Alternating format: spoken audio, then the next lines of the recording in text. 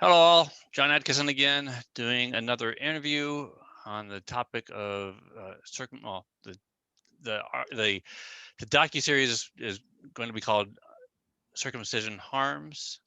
And today I have Maxim with me. Maxim, please tell us about yourself. I'm Maxim Solomon. I'm a rapper. That's not really relevant, but do a lot of different stuff. You know, and yeah, most more relevantly, I'm a trans woman, and as you can imagine, it changes the way that I relate to my genitals a Mhm. lot, and circumcision is something I'm passionate about because it definitely compounded that in a lot of ways. I can imagine.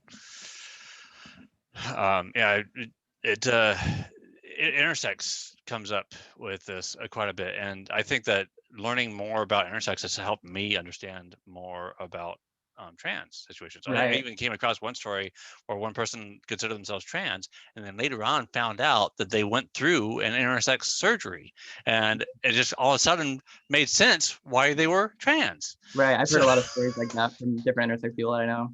yeah, I wonder how many other stories are really out there like that. So Yeah. thank you for joining, and thank you for being willing um, to share your story. Yeah, Uh, of course. I just want something to come up when people Google trans woman circumcision. That's not this article that an uncircumcised trans woman wrote. Because I'm like, I don't want to read that. yeah, yeah. Okay, so normally I go through a whole list of items, but this is you're providing a different perspective than so far. I've mostly interviewed just men that are not cut or men that are cut and women that have experienced sex with or without um, a male prepuce Yeah, being yeah. attached, right? So um so I could just start going through the physical attributes of what it means to be a male that is circumcised, or if you want to, you can just share more details. Well, I think part of, and you were talking about intersex issues earlier, and I think part of that is the framing of the male and female genitalia is not necessarily an accurate one. And I'm not necessarily a scientist. I can't get into that, but Hmm. there's a lot of different like chromosome combinations and shit Yeah. like that, and it's very fraught. So something that I think, and part of why it's hard for me to engage with the larger, I guess, anti-circumcision community is that it's mostly men who are worried about other men, and of course it makes sense because that's what's right in front of you. But for me, Yeah. it's very something that I already, in most communities that I'm in, Mhm. like art communities and stuff like that, or friend communities, almost all those are based around me being trans. So there's definitely more, I think, of an understanding in those communities in general of what would be triggering to somebody like me, Okay. and, Okay. and yeah, so I guess I just prefer to not call it male genitalia, but you can say penis, you can say dick, Okay. whatever. Yeah. Sounds great. Yeah, I avoid the term circumcision in the first place because really, even if you look in the Torah or the Bible, whatever, it says lay bare the glands, or not. That's the later part. I'm sorry. The To circumcise the foreskin, which Mhm. means to cut in a circle the foreskin.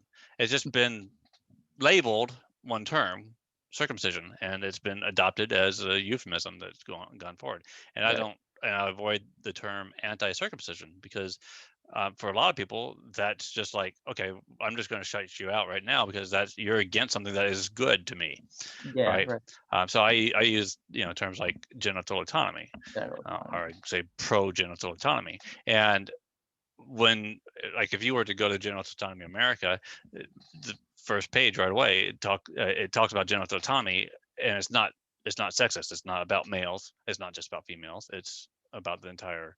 It's about everyone. Mhm. Everyone has should have genital autonomy, right? So everyone should be able to make their own decisions about what they want to do with their own body, and Of in that course, yeah. way. I mean, unless there's something medically needed, leave it alone. If they often say, if they can pee, let it be. Yeah, that's exactly. And you said that you're a rapper, Mhm. and that's not related, but there are people that have made songs about this topic. So in fact, I saw one just recently that is really, really great. So Yeah, I got I'm actually talking about it on my new album a little bit because I just want to I don't know, just anything I can do to just let people know that fucking women are dealing with this shit too, because it's awesome. crazy. It's like, like I said, when you Google it, nothing. Yeah. I Yeah. want there to be something. Yeah, great. Yeah, that's what I'm trying to do too. Is just I want people to be able to enter certain things and have stuff pop up. And do you know what SEO is? Yeah. Search engine yeah. So I'm an IT guy, actually, a corporate Mhm. IT guy for decades, and so that's one of the things I've been doing is working with people that have these genital autonomy focused websites to improve their websites, make and like have social cards, for instance, on Twitter, so they pop a little better, and have them so they pop up in more searches and stuff like that. Oh, So okay. That's good that you're into that, because that honestly, that's part of why I find it so hard to engage with the community is the information that comes up when you simply Google circumcision. Like, you have to be very particular about it, and yeah, it's like, like most people aren't Googling genital autonomy movement, gender neutral language, yeah, whatever. It's like that's just not what's gonna come up when you Google that stuff. So I yeah. appreciate the SEO focus.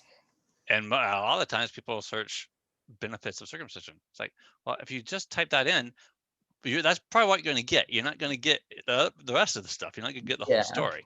So, right. um, yeah. And even just typing the word circumcision alone, yeah, you kind of get some of the biased stuff I've spoken with, there's a company called Ignite, and they try to help businesses to improve their SEO and improve their marketing and stuff like that. And I talked to them. It's like, this really sucks because someone types in circumcision, and Google has things arranged. Uh, Maybe different search engine will give you different things, but Google is like the search engine, right? Right. Um, the things that pop up at the top are the ones that are considered, um, Popular. a little more than popular, but like trustworthy, right? Right. So AAP and some of these medical organizations are considered the ones that are trustworthy, but they don't they either don't know or they're defrauding the public about the topic, and they're not telling the whole story. Mm. So and he says they said I had a conversation and they're like, well, yeah, it sucks, it's not fair, and you guys are kind of stuck in a bad situation, but they weren't able to really help us much more than what I already know how to do, sticking keywords and organize things in a certain way, and Right. format your website, stuff like that. So and linking to other sites too, helps out. So yeah. So okay, so I have the structure of this set up in seven major steps. First is just addressing the physical attributes of this, and then from the physical attributes, jump into the attributes of how that affects sexual partnerships, Mm. and then the psychological impacts of all this. And that's not just psychological for the person that's cut, or the psychological that's for the sexual partners, but psychological for everyone. Right. So I mean, from what I can tell, this touches everyone one way or another somehow. And then get into relationships and how that there's dynamics there between people. Oh, I'm getting excited. I have so much to say. Awesome. And then I will touch on FGM. I don't get into physical details of again, just like you said, it's like there's gray areas between male and female genitalia. So it's like Right. um so really genital mutilation goes Yeah. across the board. But yeah, there's definitely a focus in other realms on just the female Yeah, side of it, particularly in the mainstream media. for sure. And which is doubly frustrating for me. As somebody, I'm twice Yeah. removed from that. Yeah, Yeah, I can imagine. Yeah. Yeah, it even like intersex has gotten a lot of attention over the past 4 to 5 years. Like there's TEDx talks on it, Right. but do you see TEDx talks on male genital cutting? Not yet.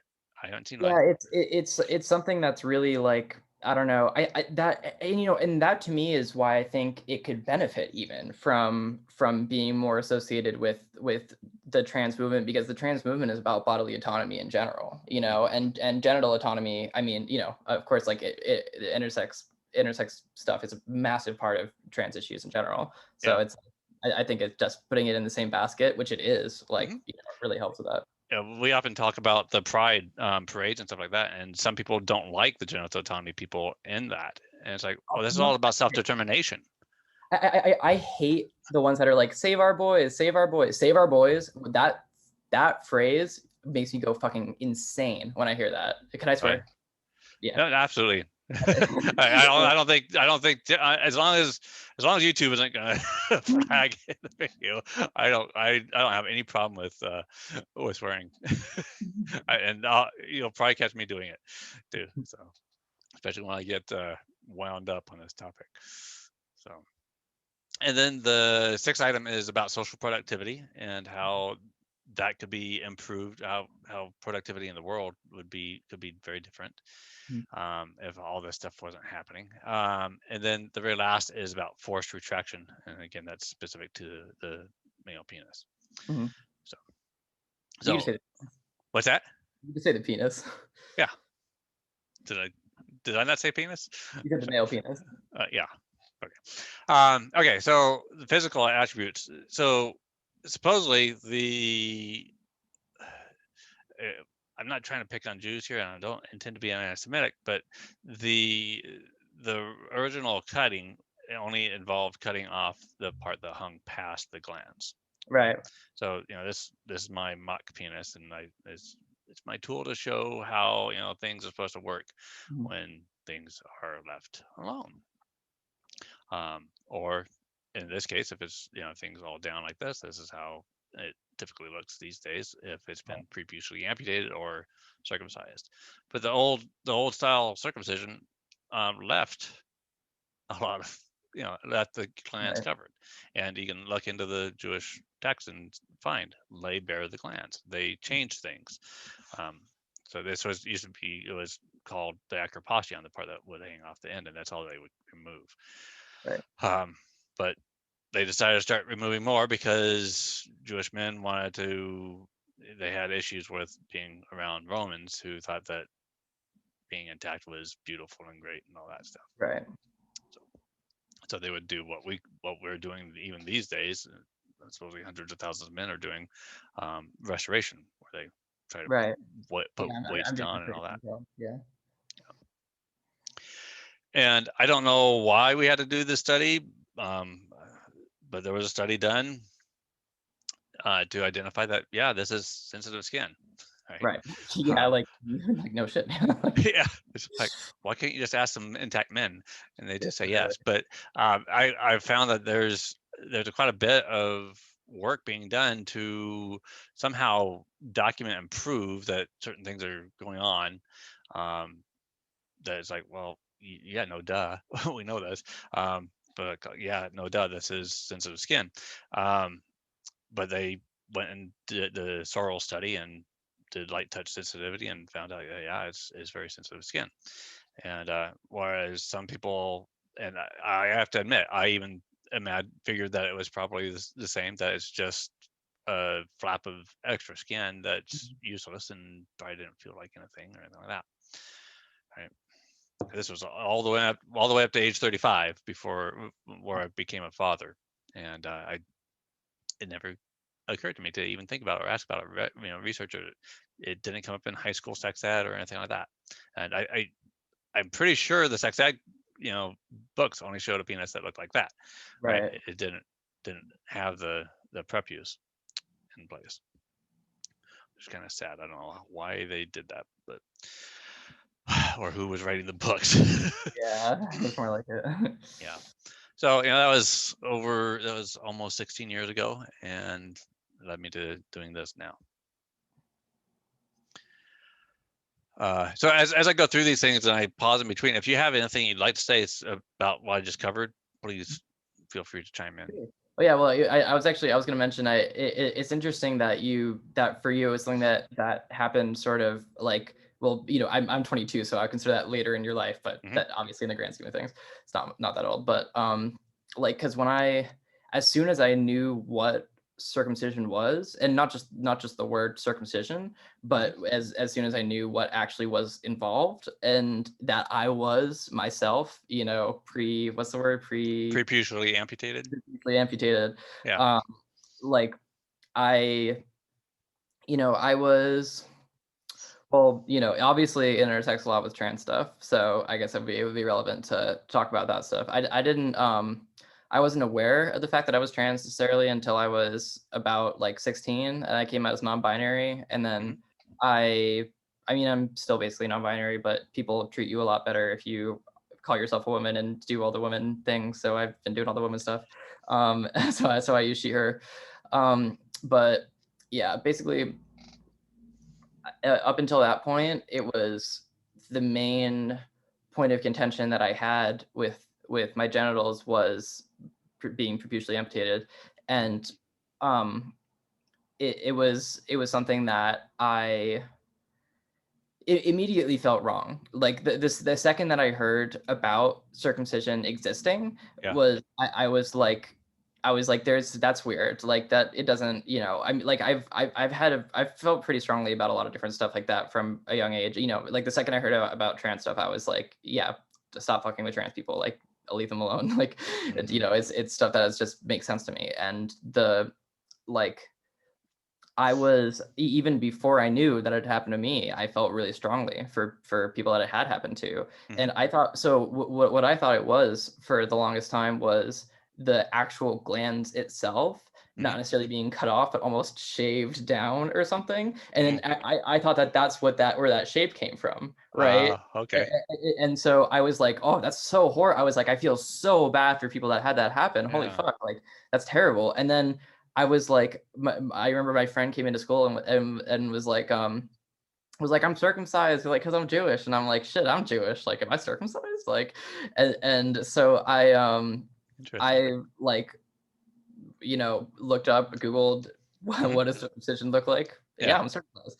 And it kind of, it just gave me a lot of feelings. Like it was, I felt betrayed, as most people do when you kind of have that realization. But yeah, I was confused because my parents were always people that were very open about talking about sex and about gender and stuff like that. And like they're liberal, they care in the way that they do about, all this stuff. And I guess it was confusing because it was one of the first things I remember that I was like, maybe my parents weren't like perfect, that I was like, well, okay, something's up there. And it just kind of like over time, like I was always very like, had very like rushing hormones. Like I was always super obsessed with sex and just like wanted to know more about it and experience it. And so like it was something that I thought about a lot, and that was around middle school that happened, that I learned about that, and started becoming sexually active around maybe like ninth grade. And even then it was something that was like, it was something that I remember like talking to my girlfriend at the time, and I'm lesbian, by the way. I remember talking to my girlfriend at the time, and being like, just like, I was like, this is so messed up, like it's so fucked. Like it was just like, just somebody close that I could talk to about that kind of stuff. And she's like, oh, I don't know, I mean, I like circumcised guys because they don't come as fast. And I was like, okay, like that's not where gonna did that idea come from? I don't get that. And so I'm like, I mean, I was there was a lot wrong with that relationship, but yeah, that's one thing that's definitely stuck with me. I'm kind of getting off track. I have very bad ADD. No, that's fine. That's fine. Oh, I mean, sometimes it's just has to come when it comes. So, all right. Well, yeah. And we'll probably talk a little bit more about that part about lasting longer. Right. Um, we kind of cover that as we go forward here. So, um, so one of the things that this was truth. Even the AAP said this before, that it's there to protect the glands, Right. right? Because the glands, you can tell just by looking at it, it's mucosal tissue. It's thin. It's supposed to be covered up. Yeah. Like your tongue is, your lips. It's like, Right. It's pink. Yeah. yeah, it's not supposed to be rubbing against things and all that. It's Yeah. supposed, your outer layer of skin is definitely different from that. Right. It's And like the inside of a vagina or something. Like it's just not supposed to be out there. Like. yeah, and the more that I've paid attention to it as I've gotten older and studied this topic, the more I recognize that it really sucks having that not covered like it would be if I had my prepuce. I notice it the most when I go swimming with swimming trunks. Oh god, yeah. That was before I started doing restoration and started using those. I wear the cone thing. I don't Mhm. know. I mean, I know there's 30 different types of it, Similar but to like TLC Tugger. yeah, TLC Tugger, yeah. Shout out to TLC Tugger. But yeah, so I wear those cones like everywhere now, and I was like, oh my god, like I cannot believe that I was walking around my whole life not doing that. Like Mm. it would hurt. It would really hurt. And there was like, Uh, as I started to get more and more aware of that, like it would become more and more triggering. The actual sensation of it, of that rubbing, yeah, it just got worse and worse. So I'm very glad that I found that. that's great. And for those that are watching, if you're interested in restoration products and restoration procedures and practices and ideas and thoughts and all that, norm.org, NORM, which is National Organization for Restoring Men. I'm kind of happy that I moved to LA. I come from Washington State, but LA has an actual in-person group meeting on a regular basis. Oh So wow. it's been pretty cool. You know, who knows? I mean, he can. Norm.org is pretty cool with people getting involved and like setting up meetings themselves and stuff like that too. So I've actually pressed on them a little bit to do like a national Zoom meeting, because we started doing Zoom ever since the pandemic started, and it's been pretty good. But it's supposedly only for people in LA, even though there's been a couple Right. people that were in LA and now it's spread out, but they're still dying. And so I think it would be really cool to have a national one. So yeah, it protects the glands. And then because it's not a single, it's not a flap of skin. I mean, some people Right. actually call it a flap of skin. It's actually a double fold. It's folded tissue, because Yeah. it anchors and connects at the base just below the glands, Mhm. and it goes when the penis is erect and things are pulled back. It's actually just becomes part of the skin on the Right. shaft, Yeah. right? But that process, and this varies from man to man. Um, the skin on the penis is very mobile. It's unlike any other skin, really. I mean, the closest thing is like your cheeks. You can move those, move that skin around, right? And the skin on the penis glides up and down. So that kind of creates that unfolding creates a rolling mechanism, a rolling bearing. Anyone that's at least an engineer gets that idea, Right. right? And that can contribute to sexual activity, because that means that you have less friction when things are moving. Mhm. So like I just slid the penis that far into a hole without any friction on my fingers here, right? And yeah, so I mean, unless a vagina is like extremely, you got that WAP on. I don't know who actually started that, wet ass pussy thing, but I love using it now. Um, it that helps with the starting of intercourse, Mm. and because it's mucosal, and you also have, if depending on how you cut, you have, well, if you're intact, you have the intermucosal layer of the prepuce.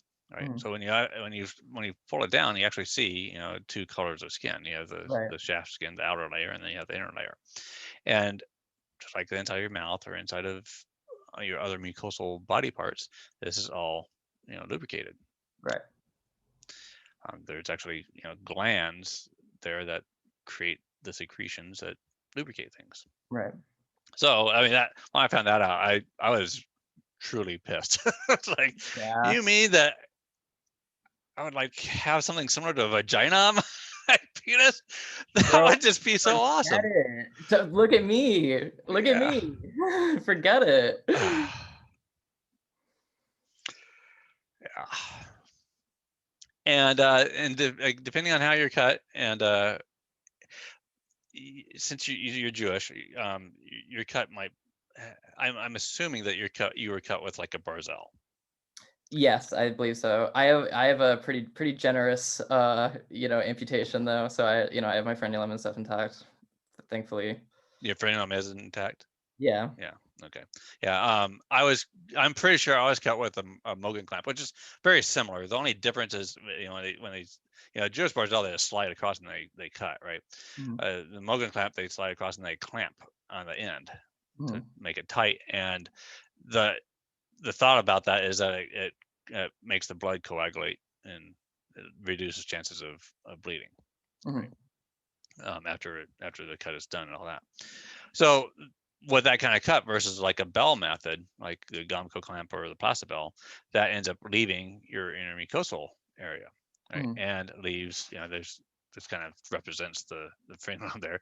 The frenulum kind of actually goes down and stretches down onto the intermucosa, and that's what pulls things back up Yeah. when things relax. So that's the frenulum. And then the last part, I don't know why some people don't think that exists or whatever, but this is what I've been told by intact men, is the ridge band. And that's the part that is at the end. And when you look at a baby's penis, trying to be pedophilic here, this is, Of course, um, yeah. That's what we're talking about. we're trying to talk about how things work here, and Yeah. you might have to look at the real thing to understand how it works. You'll see that the penis is the skin at the end is closed up, and it acts like a one-way valve. It allows things out, but doesn't let things get back in, which is important if you're dealing with a poopy diaper, right? Mhm. But it also provides sexual sensation, because when the penis starts becoming erect, Right. It's pretty. and that everything is separated. See, as a baby, that's all attached. The inner Yeah. mucosa and the glands is attached, similar to like a fingernail. But it detaches naturally, normally, with hormones and everything, as the child goes towards the age of sexual activity. But that ridge band is still there, and when the erection occurs, that actually spreads apart, Mhm. and as it goes down the glands, and there's a reason why the glands is shaped the way it is, right? Yeah. That's part of Mother Nature's had it all figured out. Yeah. You can look at other mammals too and see how their penis Right. works too, and they have a prepuce, except for like 2 or 3 species Yeah. also have a prepuce. And when their penis is out, you can see it's shiny and smooth, Yeah. not rough and coarse and all that, like a preputially amputated penis. But yeah, the intact men say that that stretching out actually feels good. Just that process in itself is another sensation that Hmm. previously amputated men, even restored men, don't really get to feel. Right? Because Really? restored men, That's what they don't I was wondering. you don't get that. I mean, I talked to one guy and he says, yeah, I get a little bit, but it's like a musculature inside of the skin that makes it close up, right? Hmm. So, and but yeah, all the restored penises I've looked at, they're not tight at the end. Right. Okay. Okay, so those are all the parts that are removed. It's not just one part that's removed. It's like there's a lot of miniature details about the prepuce that people need to know to understand why it's being removed and how that's going to affect how things work. So the next part of this physical thing is how not having that affects us. First of all, hairy shaft. Doctors will often refer to this as scrotal webbing. And I've seen some pictures where the scrotum is like all the way up here. The scrotum is supposed to be down here, right? So my scrotum is still down here to a certain extent, but when I get an erection, the scrotum is drawn up. And I would say that half of my shaft has scrotum on it when I have an erection. So I'm lucky that it's not way up here, but it's still not a good thing because the scrotum skin is hairy. Right. Shaft skin is not. And who wants a hairy penis? Yeah. And because the scrotum is being drawn up, what's inside the scrotum? The testes, the balls, right? Right. And it doesn't feel good to have balls get squished, kicked, whatever, right? For me, this has changed since I've gotten older. Things have stretched out and down there, just like women's boobs, stretch out. The scrotum stretches out too on older men. But when I was younger, the scrotum would get tight and it would pull my testes close. And I've even seen like porn where you see these testes on the sides of the shaft instead of down below, because they've been pulled up. In my case, one would often pop inside my body. I'd had to stop sexual activity whenever that would happen, whether I was masturbating or having sexual intercourse. Very uncomfortable. And in order to keep it from happening again, to try to finish, I'd had to like mind over matter and like, okay, keep myself from getting too much of an erection. Yeah. It really sucked.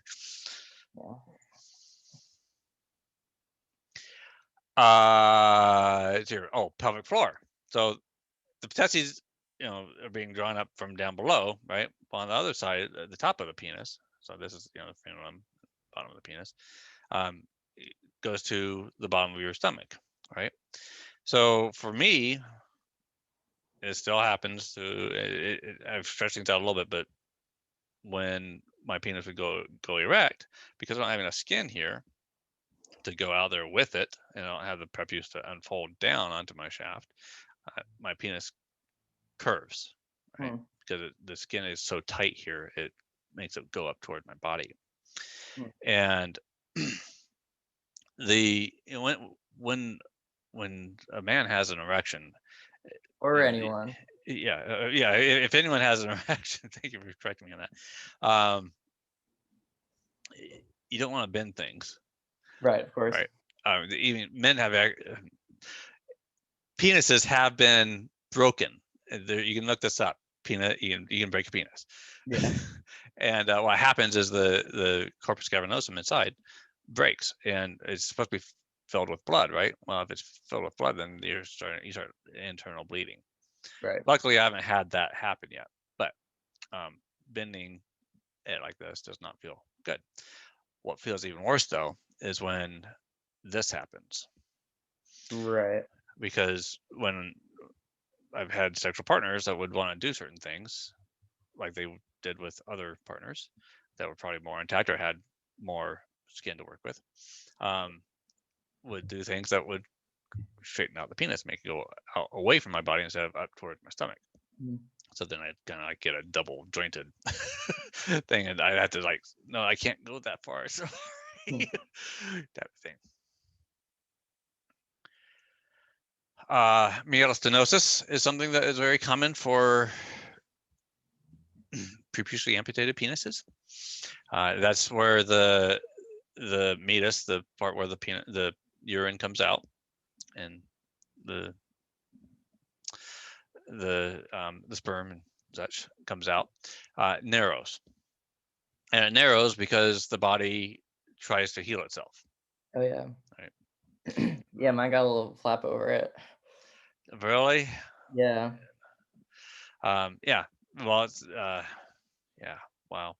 I've heard of plenty of guys that had to like go get surgery done to get it fixed or whatever. I personally I have a vivid memory of this. I was probably 7, 8 years old. Um, went to a doctor. My grandmother took me because when I was urinating, I was peeing everywhere. It was kind of Mm, spreading out, and it turned out that I had a little flap across the center of it, mm, and it was just scar tissue. So it wasn't like I felt anything there. So he just went and cut it, and that mm, took care of that little skin bridge across my meatus. But I think that I probably also have a certain level of stenosis as well, mm. but it's not enough for me to go get it fixed or anything. Um, so I think what happens for a lot of guys is it burns a little bit or whatever there where it's closed up at the end. Some it creates even worse problems. And there's skin bridges, and this happens because it doesn't happen very often. But if you get preputially amputated, you get this cut off, and they pull it down, right? So they see the glands, but then the penis is a very mobile structure. I mean, it will shrink a lot, especially in cold water, cold weather, whatever, right? And if you're an infant and you're still recovering from the surgery, the butchery, whatever you want to call it, your penis retracts, and then what's left of the inner mucosa rides up onto the glands, Mm, and the body says, "Oh, here's an opportunity to heal." So it starts trying to reattach to the glands, mhm, and if it goes unchecked later on, you end up with skin bridges. mm. Um, one guy has shared with me how he has to like stick you could find pictures of this kind of thing on circumcisionharm.org. Like has to stick a Q-tip in there to clean it out. Oh wow. So yeah, because it jumps from the coronal ridge down to the inner mucosa. God. Yeah, because I mean the body tries to heal itself, but then it creates scar tissue, and scar tissue is never a good thing. You avoid scar tissue unless you have to deal with it, Right. right?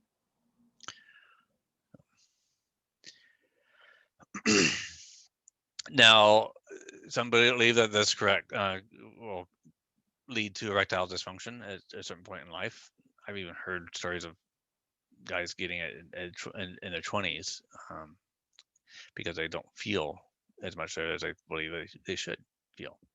And it probably depends on what was cut. I think that men that have been through the Plastibell or Gomco Clamp probably feel even less than those that still have their inner mucosa. Because if you look at the Sorrells study, that the frenulum is like the hottest spot, and the inner mucosa is also very touch sensitive, and then it kind of goes away as you go further down the penis. Well, if you've cut off all that inner mucosa area, you're missing a lot of sensitive tissue. Now, erectile dysfunction, though, also is caused by your biggest sexual organ in your body, right? Your brain. Right. So the thing is if you know that you're missing something down there, well, that I can imagine that's gonna bug you. It's gonna be in the forefront of your mind when you're trying to have sexual activity. So it's kind of like a buzzkill. It's interesting because I don't know, just the lack of interaction of with the with circumcision, like I guess what's the word, just being synthesized with trans activism and stuff like Hmm. that, because it's very, I mean, all these things, it's like these are things that I already experience anyway, like having to work, like being preoccupied with what you do or don't have, or Yeah. things like, or your sensitivity, or wanting your penis to be more like a vagina. These are all things that are very, very relevant to me, Hmm. and it mystifies me that there's no dialogue between these communities, Yeah. and intersex stuff is the closest it gets, but it's not the same, it's not the same thing. Yeah. I'd like to introduce you to someone by the name of Jessif. He's in she another non-binary person is in Las Vegas, Mhm. and yeah, I can connect you with them because they're intersex, but they also try to connect with the trans community. So Right. Yeah, I know a lot of intersex people that are trans. okay, cool. Then there's premature ejaculation. Now, I added this one after having some interviews because it's like all of a sudden dawned on me. It's like premature ejaculation. Well, there's multiple ways of defining premature ejaculation. One is it's just like, okay, you don't last very long. Okay. And we referred to that earlier. It's like, well, N-type men don't last long because they're more sensitive, right? Or they have Right. more sensitive skin. Maybe maybe so. Maybe that's not a bad thing though, because from what I've heard from talking to N-type, those with N-type penises, is that they might not last so long, but they can recover a lot faster, and That makes sense, they yeah. can go more rounds because they're not dealing with all that friction, Right. right? You know, it's funny because the whole concept of premature ejaculation is very like, I don't know, like, you know, I'm also gay, like besides being trans and shit, like lesbian basically. So it's Yeah. like the it just doesn't come up, you know, because especially once you have estrogen, you can keep going no matter what. Like it doesn't, Mm. you Well, know. we all have a certain amount of both, right? A certain amount of estrogen and a certain amount of Of course, of yeah, course. All right, both all right. hormones. I should say once you have primarily estrogen in your system. That's interesting. Yeah, Yeah, I it's mean, it's there's actually a movie, Sex Monster, I think it's called, and the guy gets together with two women, one is his partner or whatever, and the women just go on and on, and he's done. yeah, it's true. True. Yeah, there's a lot of things. I was planning on talking about that a little bit later in the interview, but might as well just talk about it now. There's a lot of things that HR. How familiar are you with the HRT process or hormone replacement therapy? I'm not very familiar. So it's basically just the process of switching your hormones to whatever feels the most comfortable for you. So in my Okay. case, estrogen, you know, and I Yeah. had primarily testosterone in my body. So Mhm. when that happens, it changes your body a lot, especially depending on, you know, and this is another thing. It's funny, or, you know, you talk about when the thing happened, about how it developed your body was. It's just very similar vibes that I get from you know circumcision discussions and from anything trans related. Mhm. But yeah, depending on when you take HRT, it can have various effects on your body, and it will always have effects on your body. And basically one of those for somebody who has a penis who's taking estrogen is that it makes all of the skin much softer, and I can imagine. it basically it's your are you familiar with how the penis develops in utero? Yeah. Yeah. Yeah, so it's basically almost it's your body kind of being like setting it up more like a vagina, basically. So all the parts that are equivalent, you know, your labia with your scrotum, or Mhm. your clitoris with your Yeah. glands, or whatever, Yeah. it all becomes basically interchangeable. Yeah. And Men can look at their scrotum and they see the line down the center. It's like, well, that's your vagina. yeah, They're right, both. yeah. Yeah. Yeah, exactly. So that's you know, and that's one thing that I'm like, when people try to be transphobic, I'm like, bro, you literally have a scar where your pussy closed up. Don't fucking talk to me like Exactly. Yeah. yeah. So anyway, that so you know, and that scar becomes a lot darker actually when or at least it did for me when I started taking estrogen. It's you know almost your body just being like, oh, we don't need that anymore. You know, it's just like it's very weird. But yeah, one thing I think it I didn't really, well, for a lot of reasons I didn't notice the extent of what I was missing Hmm. from circumcision until I started HRT. Because, first of all, and this is something that I'm sure a lot of cisgender men would experience as well, is if you take antidepressants, it just in general becomes harder to become aroused. And so I Mm. took antidepressants, I think, starting when I was maybe 17, and I started taking HRT around 19. So there was a period where I was just on antidepressants and not HRT, and that was when I started to feel it too, because it was my sex drive was lower, and I was like, I'd always felt like I was missing something, but now I'm like, I need that something. I need that something, and like it wasn't just something I wanted anymore. And then once HRT started, it became like very, very obvious what I was missing. And it was the it's similar. And when I tell this to cis women, they'll squirm. Like I'm like part of something. And it's interesting. It's interesting because there's like just people have different ways of misinterpreting it or just not understanding, but it makes Yeah. me feel dysphoric to look at a cis woman's vagina and to see that they have a foreskin, Mhm. because the only reason that I don't have that is because I was assigned male at Male birth. birth, yeah. Yeah, so it's that there's if I let's say, like, if we were not assigning people genders at birth or sexes at birth, we would not be circumcising people. Yeah. I don't think those things Well, are. maybe in some cultures, but yeah. Yeah, I think that, I don't know. I just think that, like, there's in the future, if we were to reach a point, I don't think those would be mutually exclusive, because it just doesn't. It seems equally illogical to me. Yeah. And it just became very obvious, like, oh, okay, I was gonna say, the thing that I tell cis women when they squirm is, I'm like, imagine if your clitoral hood was completely cut off every second of the day, you're wearing tight underwear, and your clit is rubbing against them. And they're like, oh, and I'm like, that is my life. Yeah. Like, Yeah. bro, that's not like a thought experiment for me. Like, Exactly. it's like it's one thing when you have the testosterone, because in general, I mean, even the skin, like on the inside of my arm, feels like little baby skin right now. Like, and it just didn't feel like that before. But like the it makes so of course there's great things about having soft skin all over your body. It feels awesome for everyone. But the bad thing is that in areas that are, your body isn't necessarily supposed to have exposed, like the glands, and especially right under the glands, in that area, sort of like that little dip, Hmm. like whatever. Yeah, Yeah. yeah, that little thing. The Yeah. the frenulum, the frenular No, area. no, no, no, no, no, on the other side. Oh, on the So the right the there. ridge, the coronal Yeah. ridge. So the skin there becomes, no, not on the ridge, but right under it. On Oh, down here.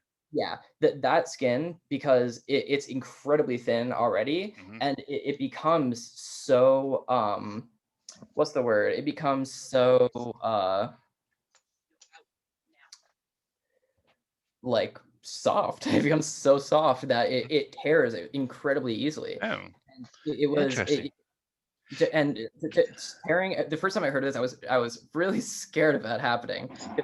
Tearing is a lot more dramatic of a image than it is, but it creates small abrasions like that, Yeah. are like a blister or something. Hmm. And it was Micro immediate. tears, maybe. Yeah, micro tears, but they're bigger than micro tears too. Hmm. And I this was one thing where it was interesting, because I got a period to compare, with hormones, without hormones, with antidepressants, without Yeah. antidepressants. And before I started taking um hormones, like, it um that I never had a problem ever with that skin hurting or becoming torn or anything. And then as soon as I started taking estrogen, it was very, it was like my body telling me, stop exposing that, stop doing that. And it wasn't until I started restoration that I, like, now I don't have that at all anymore. So that's one thing that I'm like, thank God for restoration, because Yeah. yeah. Shout out to my girlfriend, because she Googles all this stuff for me, because I can't stand to look at any of this. This all is very Yeah. triggering for me. Did you have any troubles with tearing when you were doing restoration?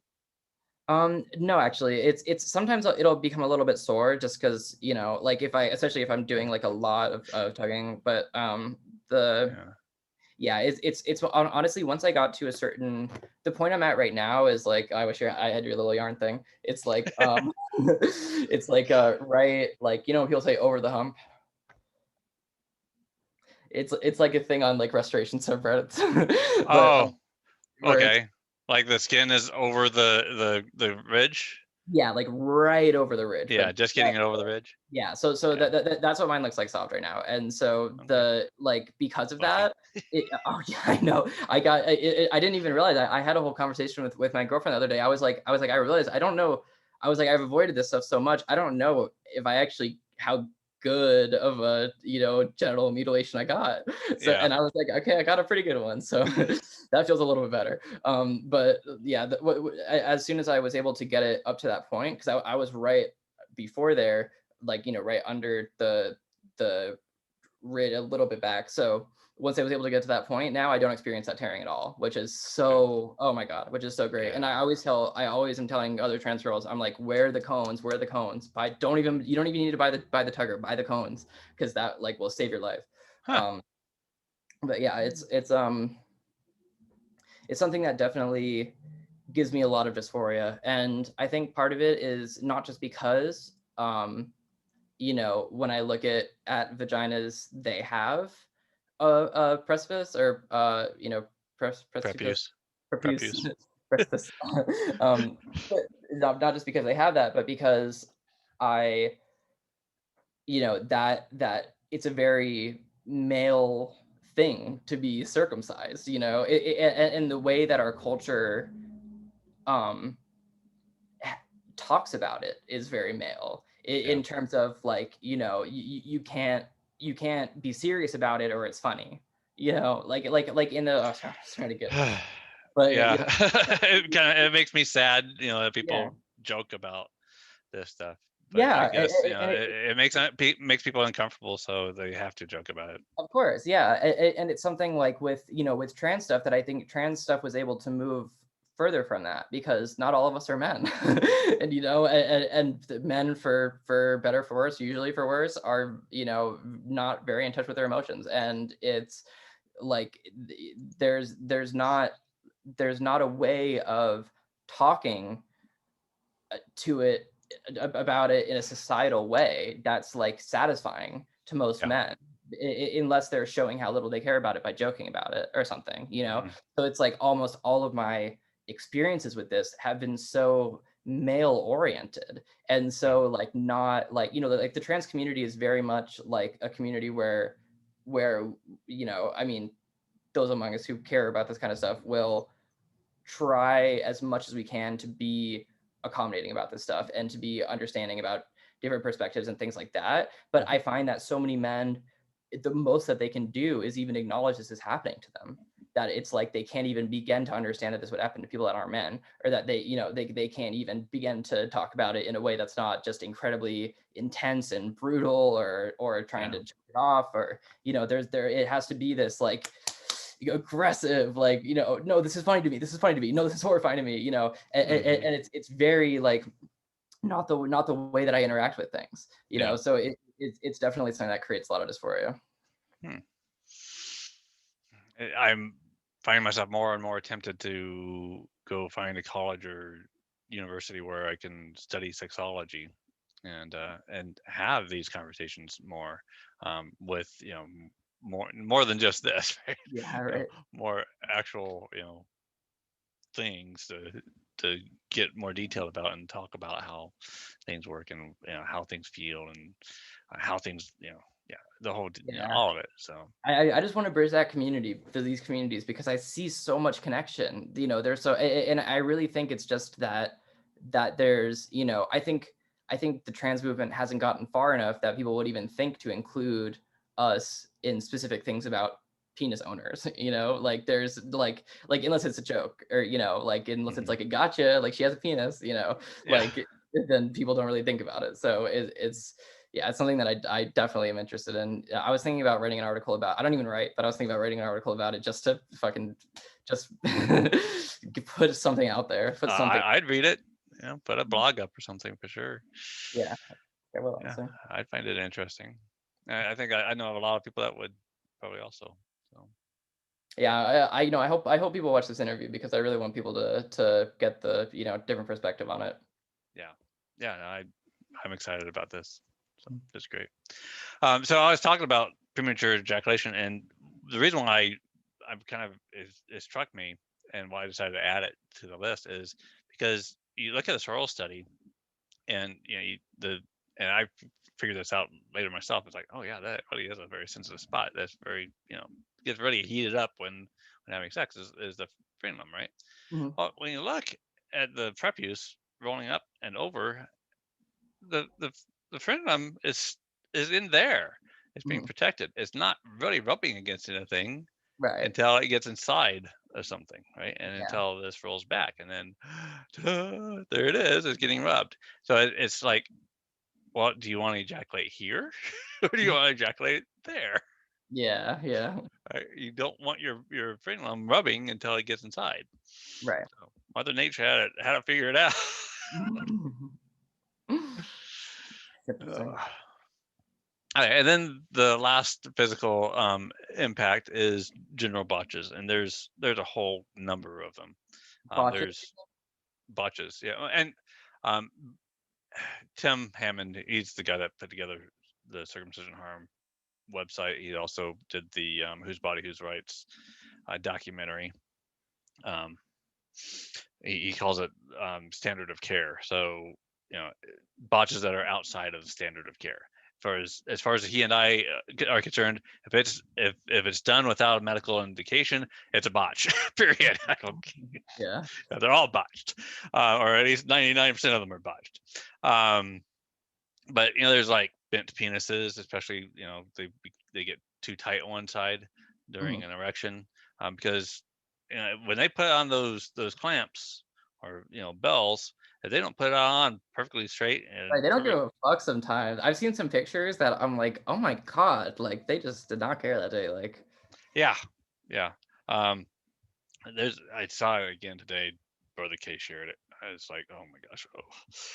He shared it on Twitter, but it showed this penis that was horribly botched. And what I'm pretty sure happened in this guy's case is that the string on the Plastibell came off and got wrapped around the penis and ended up doing a whole lot of horrible damage. God. So you can, again, people go look at circumcisionharm.org and see a whole bunch of videos or pictures and stuff like that. There's more out there too, not just on that website, but yeah.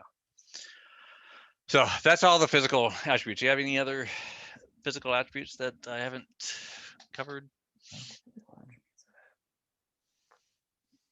I think it's mostly just those elements. Let me just think really quick. Physical attributes. No, yeah, I think that's pretty much it. Yeah, it's mostly just the the role that the clitoral hood would play in the vagina and the way that HRT makes the penis more like a vagina, and it's just Yeah, that sounds pretty interesting to me. yeah, it's Yeah. fascinating, honestly, and it's something that I've talked about it with a few other trans women, and it's something that is very important to us. It's something that it becomes so obvious that it's not fully there. Yeah. Interesting. So this next section is about sexual partnerships, and this is going to be really interesting talking to you Oh about God, it. yeah. So the first part I cover is heterosexual, right? Sex, basically penis into vagina. Well, Right. that's not necessarily heterosexual sex. Okay. Elaborate. Well, let's say one partner is a woman with a vagina and one partner is a woman with a penis. Okay. So a trans woman. Yeah. Yeah. Okay. So okay. So we call it heterosexual. That's what most people think of it, but point Right. is penis, vagina. Well, That it's kind of part of that's part of my problem with the lack of not you with the lack of communication between these communities, because this is stuff that within trans stuff is like groundwork, yeah. in terms of like what is considered heterosexual sex and things like that. And it's like that's why I find it so hard to engage with the community sometimes, because it's like something like, especially like like I said, not only am I trans, I'm gay, so it's like this is like something that it's very immediate for me. Okay.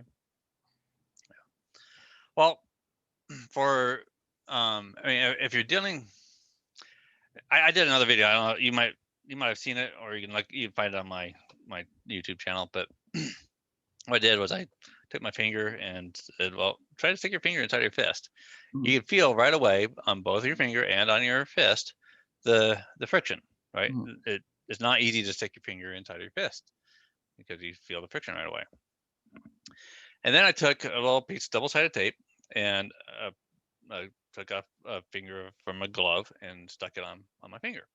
And the tape held the end to act like a glans, and then I pulled the glove up so it would double up and act like a prepuce or foreskin. and put a little bit of Vaseline around what would be the glands, and then I did that again. Boop. It's like it just how it's just it tells you everything about how different that would be if you Yeah. had a prepuce. And you know what? That's something interestingly, if you're talking about, not heterosexual sex in the way that you're talking about it, but culturally heterosexual sex, which is what I'm referring to when I say heterosexual sex. Is the I know like the use of lube isn't necessarily like a common thing, but it's so it's interesting because with that, I know a lot of guys I'll see in the community will be like or in the anti genital or the genital autonomy community will be like not like freaking out about the fact that they have to use lube, and I'm like, the lube's already out for me, like that was step one. Yeah. Yeah. Yeah. It's often funny how some intact men, especially from cultures where they don't cut, they'll watch an American movie about a guy getting the lotion out or whatever to do, masturbation. It's like, what do you need lotion for? Yeah, right. Yeah, oh my god, it's so weird, like just not there's just nothing to bridge that gap of understanding except for all of this horribly triggering internet content. Yeah. Yeah. I sometimes I compare this to like other amputees. So it's like if you were missing a finger or missing a hand or missing a foot or something like that, that'd be obvious to people. And if you were born without one of those body parts, it's like, well, yeah, I wish I had what everyone else has. I could see that everyone else has it. Right. But this is stuff that's covered up, under our clothes. Right. And it's not even if you watch porn, it's not necessarily easy to tell the difference. Yeah. And I think that people would probably be surprised by how many intact penis is actually in porn. You Yeah, just have because no. when it's hard, you can't even really tell. Like, Exactly. Yeah. yeah, Yeah. You can if you really know what to look for. yeah. Right. Like that At this point, mucosal. I was gonna say at this point I can, which I don't know how I feel about that. But You study this topic long enough and you start looking. It's like, oh yeah, he's actually intact. yeah, Would have known that beforehand, but it's funny you bring that up because there's like it's interesting. I was talking about sort of the dysphoria that I experience with like seeing a cis woman's vagina, but also part of that aspect is like some of the porn that I watch, or because a kind of sex that I have is penis and vagina sex. I have a penis. yeah. People have vaginas. It goes in. You know how it works. The old tales all the time. But yeah, like so I'll watch porn like that, and if whoever has the penis isn't circumcised, like I'm like they both have foreskins, and I'm sitting here without one. Yeah. And it's just like it's like such a like it sucks because I'm some like I love sex. I love sex and I love sexuality and everything about it. And like it's something that I think about and talk about and care about. And like it's if I can't even look at videos of people doing it, fuck, like Yeah. Yeah. Well, you know. we're sexual mammals, and unfortunately, we're too smart to. I don't know. We're the only mammal that cuts off part of our children's genitals for whatever reason, Yeah. and it's horrible. So, so and then there's anal, and with anal, you clearly don't have any lubrication. So if the penis has lubrication, it has that running mechanism, that even better, right? Mhm. And then there's the last thing. Hopefully this is okay with you. It's a homosexual docking. And when it comes to this, I like to make fun of Jim Jeffries, because Jim Jeffries actually did a show where he talked about homosexual docking, and he picked on Elon Cerrone from Israel, who's a Palestinian man pants protester, stuff like that. And he also, mocked guys like Jonathan Conte and other activists. What's interesting is that he's Australian, which most Australia, they don't Yeah, do it's not this really. anymore. But he said that he did it to his own son because he loved his son. Okay. But he was making fun of homosexual docking. But homosexual docking is not possible if at least one of the penises doesn't have a prepuce. It just doesn't work. You got to have the lubrication. You have to have the skin to be on top of the other glands.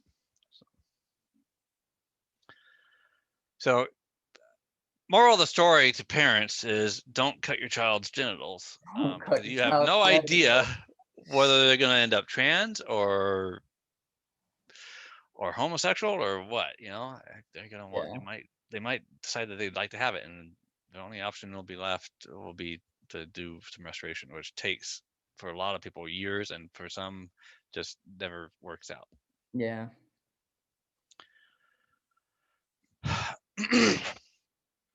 So the next big section is psychological.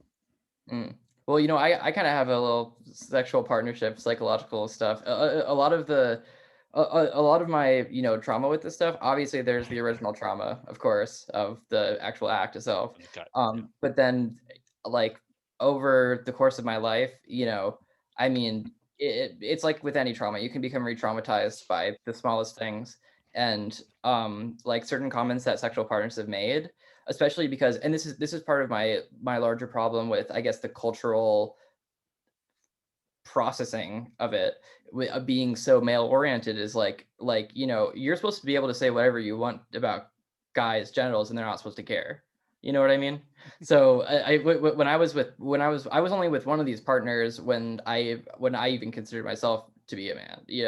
So, but there's always something, and this is something that I could spend all day talking about. It's a big trans thing, but people will consider you a man whenever they want to consider you a man. You know what I mean? So there's always that little willingness people have to just treat you a little bit differently, and that's one thing with sexual partners for sure, that it comes into play, because they're like, oh, well, I'm having straight sex right now, so I'm having, because it's a dick going in my pussy, so I'm having sex with a guy or whatever. And so it's like their mind will just start saying things they'd say to guys. And I'm like, I'm like, you shouldn't be saying those to guys, but don't say that to me either. Shit. Like so there's three that have stuck with me forever. There's that one where she said that she likes circumcised dicks better, and I'm like, oh great, you like them better for yourself. That's awesome. Like that's so cool for you. Great. And then I remember when I was 16, and I had a girlfriend at the time, and she was the first person that I ever really opened up to about like in depth, because I it was pretty obvious I couldn't open up to my first girlfriend about that because of her reaction to it. So she was my, I don't even know, but the other girlfriend when I was 16, like I talked to her about it, and she was like, and I was like just talking about how much I wanted one, and I was frustrated, like how much I wanted a foreskin, and she was like, yeah, it would be kind of hot to like pull the foreskin back with my tongue. And I'm like, okay, well, what am I supposed to do about it? Like, what do you like? Like, why would you say that to somebody? Why would you say that to somebody? That like something that and at that point, I didn't even know about restoration. So I'm like, something I can never have back. You're really about to tell me it would be hot if I had it? Like, that's great. And then I've had people make comments like that about my body before, but that's one circumcision related one that but people love to say shit like that about trans women. They'll be like, oh, it would just turn me on so much more if you just had this little thing going on, or if you just changed this, or you just did this with your pussy, or you did this with your voice, or you did this with your hair. It's like you're everyone's little doll. But yeah, so it creates room for comments like these. And then I remember one. This was somebody that I had dated already after I dated them. They were like, they'd been like having sex with a lot of different people since we'd broken up, and I had a conversation with them about circumcision while we were together, and they just didn't understand it at all. Like they were just one of those people that was like, but it's cleaner, but it's better, whatever. And it was like, and I was arguing it, but it was just becoming really triggering for me. And I'm like, and Yeah. it's this degrading act of shitting on yourself so that somebody else can understand that your body's inferior. And that's why That's it's so hard to end this genital cutting thing, because yeah, it's hard for us victims to address it and talk to people about it. And yeah. we bump up into this cognitive dissonance with people. Yeah, and it's so humiliating to have to prove to somebody your body is inferior. It's so diametrically opposed to what I've learned from trans activism in terms of self-acceptance. And and I think it's largely a framing issue. I don't think it has to be that way, but that's a whole other topic. But yeah, so I talked to them about it, and I think because I was getting very overwhelmed and I wasn't able to be really coherent, so I just kind of ended the conversation before I think they really understood how much it meant to me. Yeah. And then later they were like, it was just to them, it was, I'm sure they've already forgotten about this. Like it was to them, it was just an offhand comment. They were like, oh, remember we were talking about the circumcision thing? Like I fucked this guy and he like wasn't circumcised, and like his dick looked like way healthier. And I'm like, oh, that's awesome. Like, I'm so I'm so happy for you. Like what? It's just like the shit people will say about it. I'm like, what do you want me to say about that? What do you want me like? How could that make? I don't know. Like like I said, I'm no stranger to comments like this in general about every single aspect of my fucking existence. But like, just that one incredibly personal thing, it's like shit that just like I look in the mirror and I think it, like just Yeah. becomes voices in your head. But yeah, Yeah. that's something that's like something with sexual partners that like beyond any actual physical problems it may have caused, like the tearing or anything. Yeah. It's just creates this instant with not even just with cis women, but I think just with most people who are born with the vagina, it's not something that you think about, Yeah. because it's especially if you're also a trans person, because then you may not even want to have that vagina. So it's very complex.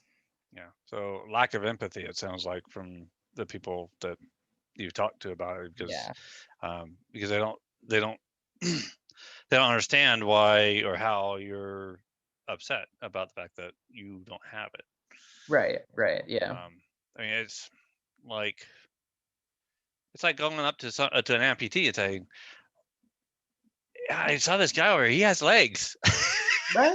Right. Exactly. Like, He's able to walk, without. like, oh man, it would be so cool to walk Any, around the park with you. I wish you had legs. Like, it's yeah, like what, like, like, like would you do that to an amputee? I mean, that's the thing. It's like the kind of, I mean, and even and like I said, like this is another thing where it's intersects so heavily with trans stuff, because the amount of shit, like I had a teacher once ask me if I was going to keep my dick.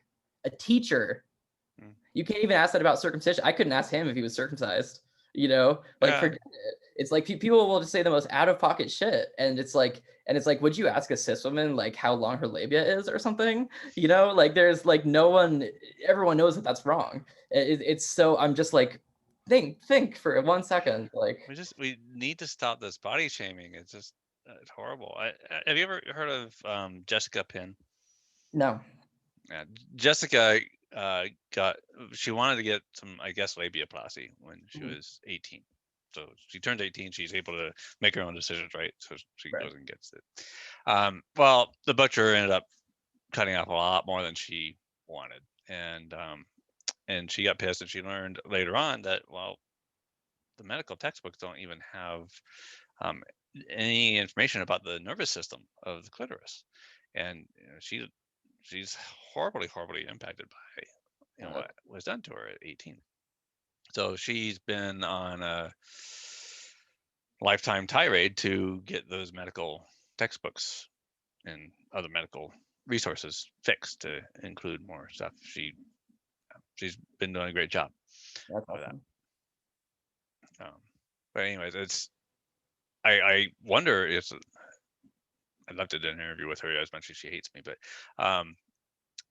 I'd love to do an interview to Absolutely. find out what it was that led her to deciding to do that. I mean, the only thing that I can think of is that she was called meat flaps or something like that, body shamed. It's fucked. It's really fucked. So, It's something I know so many people with vaginas that not even just women deal with, like in term like just like the appearance of it is such a thing to people, and it's like so fucked. okay. All right. So psychological. Yeah, we just covered a bunch of psychological stuff right there. So there's the trauma from the cut, and a lot of people say, "Oh, the babies, they don't remember it." Well, I've heard many men, and myself even, that have had memory dreams, nightmares that are attributed to it. I don't know if you ever saw this book, um, recently done by a guy by the name of Jay Jackson. But he talks about how he had nightmares for the longest time in his life, and he finally figured it out. It's most definitely from when he was preputially amputated as a baby. I myself had these dreams for the longest time where I don't even I'm pretty sure it was in my 20s even that I continued to get them. Or I was like someone was approaching me and they were gonna hurt me, but I couldn't physically move. Hmm. So I don't know what else would have. Yeah, you're literally medically restrained and shit. Yeah. Yeah, because I don't think there was any other time where I was physically restrained, physically unable to move my body, and something bad happened to me. So, Right. Yeah. and there's also, oh, I left that book in my other room. Um, a psychologist wrote a book about it too. But there's a lot of thoughts that there's it's kind of a PTSD thing, and Right. supposedly there was a study that was done. They did an MRI on the baby's brain before and after, and the brain never went back to um, baseline, stuff like Like, that. yeah, I So, can't imagine. I mean, it's kind of absurd to imagine that it wouldn't, and it mystifies me how that's the assumption. Or like in the sense of like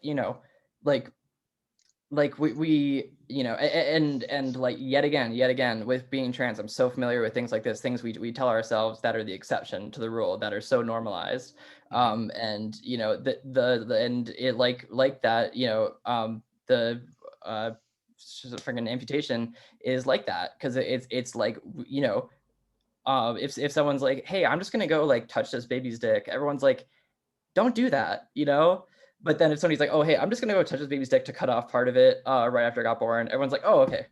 Yeah, It's like everyone knows what's gonna happen if you do the first one. So yeah, why don't we know what's gonna happen if you do the second one? It's pure, and it's so frustrating. Like I know, one of my friends, she, of course I'm not gonna say her name, but I was discussing this with her, and she was abused by her parents in other ways, as well physically, and she says circumcision is still the most messed up one. Like that's still the one that she looks at and that she points yeah, at and feels.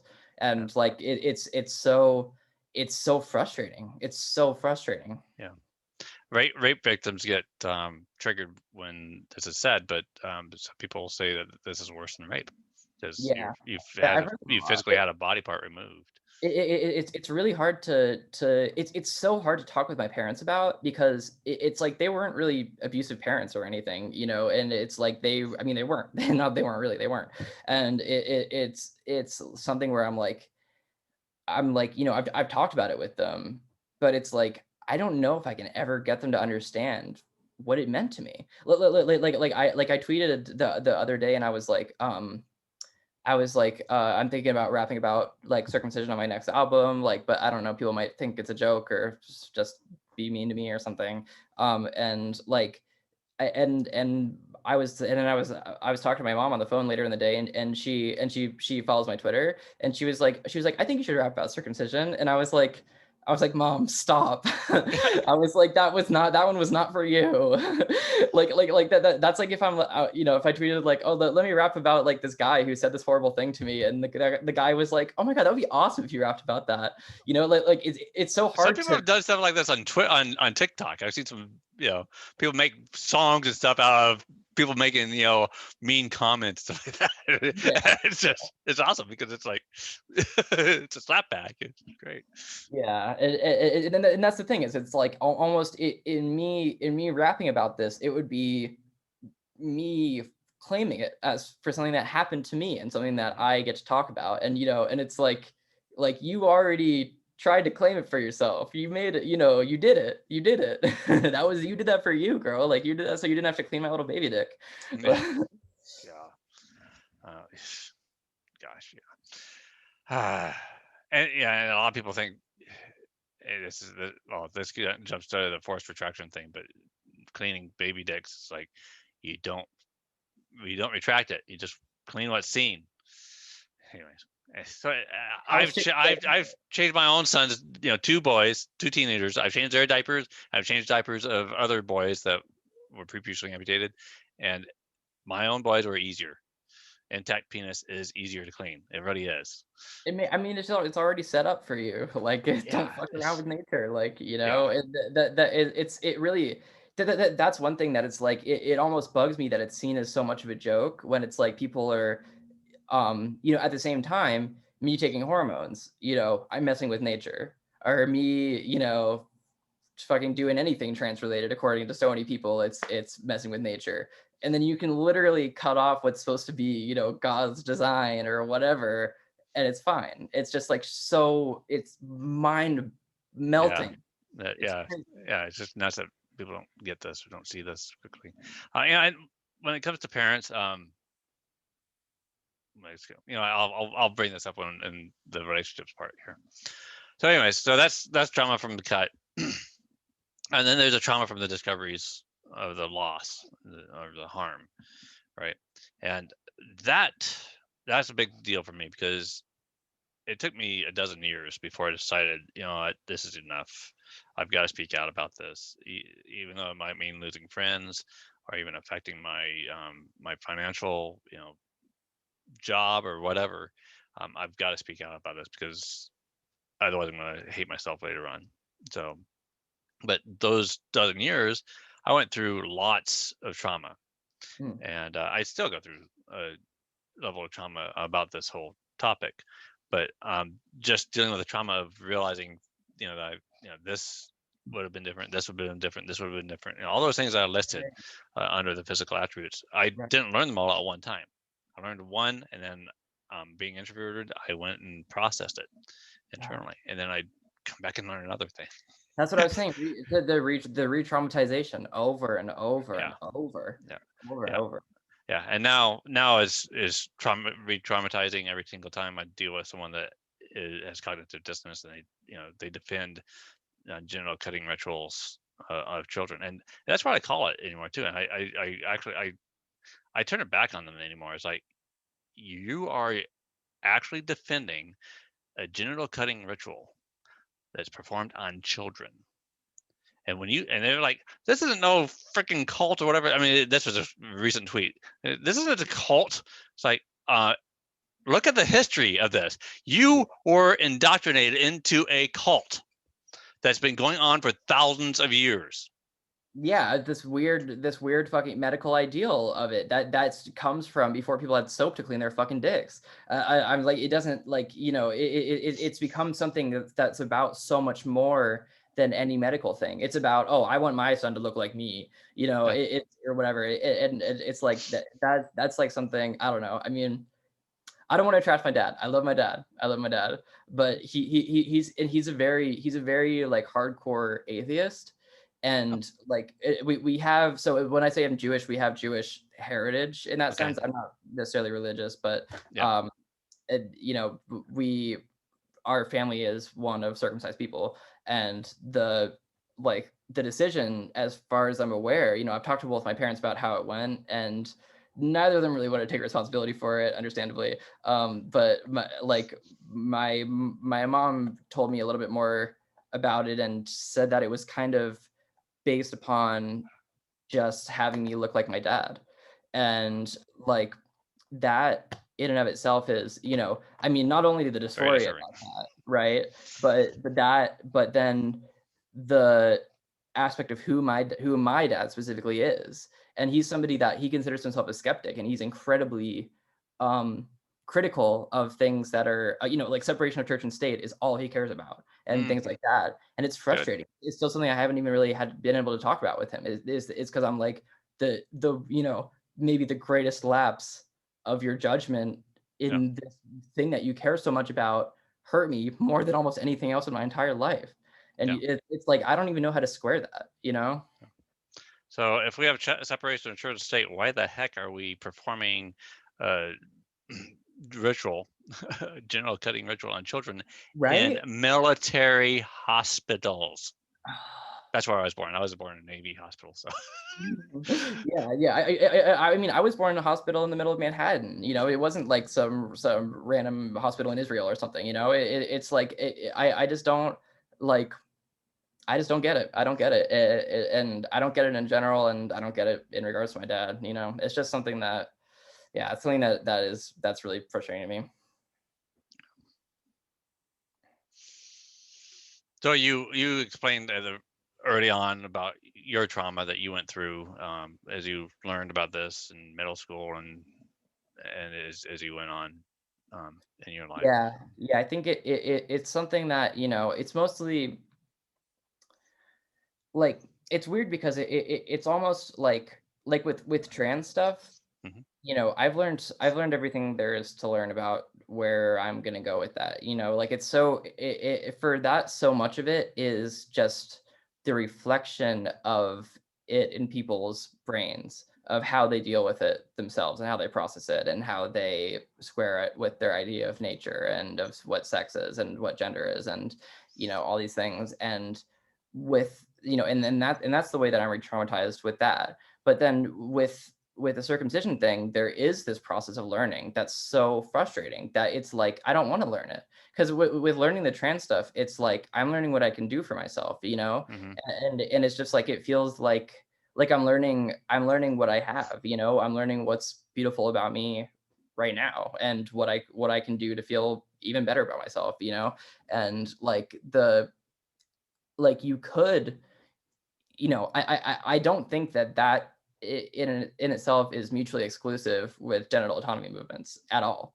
I think that is the way that it should be treated and handled, and the fact that it's not creates this re-traumatization process where at the same time I am learning, and it's so hard to find this information in a way that is accessible to me, whether it's going to be not triggering for me or whether it's going to make me not dysphoric, or it's so rare that I'll ever find anything speaking about it in a gender neutral way and in a way that's not shock oriented, which unfortunately is kind of how you have to do it now, because like it's boots on the ground, stop cutting off your kids fucking dicks Yeah. time, like it's like people that we need that shock factor, unfortunately. But it Yeah. makes it so hard looking up resources, especially as a trans woman, and it creates this process of re-traumatization where it feels like I don't really, where learning about myself and my body doesn't feel good.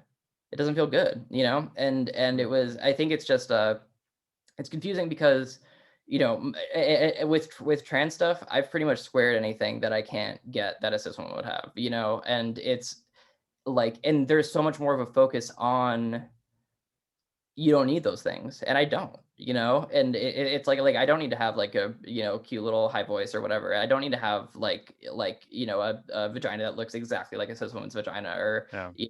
and I'm allowed to have facial hair. It's all these things that I'm learning are okay.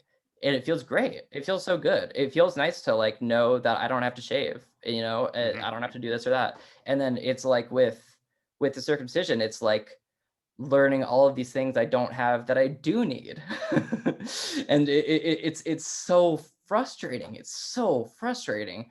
Like it's just like it's never, there's never that epiphany of like I have what I need. And the closest thing I ever had to that was learning that I had a generous circumcision, Mm. like which is a consolation prize to say the least. Like it's just it's just been a very weird thing. And it's like, I like I'm in a lot of boys clubs, rap Hmm. music, um the Lego community. Weirdly enough, I'm very into Legos, and that's Hmm. completely male dominated. But these are things that are important to me. Hmm. But they aren't my body, they aren't my sex. They Yeah. aren't all that. And it's like it's so hard. This is the I feel like every other boys club was training for this one. Like this is like really really it's just crazy. I just want more people like me, because I think that like just adding some of the trans framework around how to process this stuff would be so helpful, even though not all of it carries over 100%. Yeah. Hmm.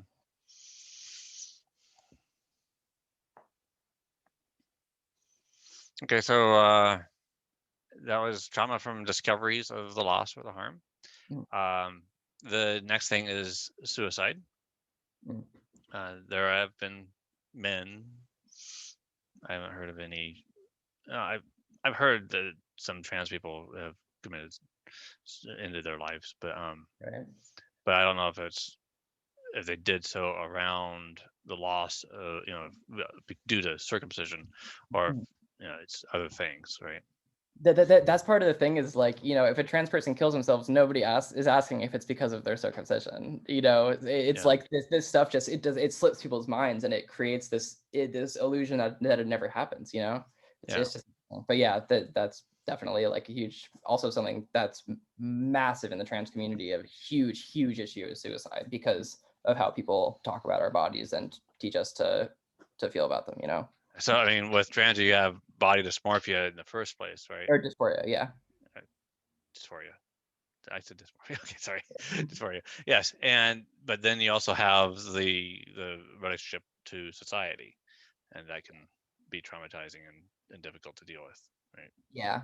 It's sometimes, like I know people that don't even have necessarily any body dysphoria or anything that they would call dysphoria, Mhm. that still have been nearly driven to suicide by the way that people just fucking talk about us. Like it's and that's one thing I think a lot with, the with if somebody was to, end their life over being circumcised, like that, it's there needs to be the information that, like when I Google trans femme resources, trans femme just means in the direction I'm going. So, Yeah. I want to be more feminine, right?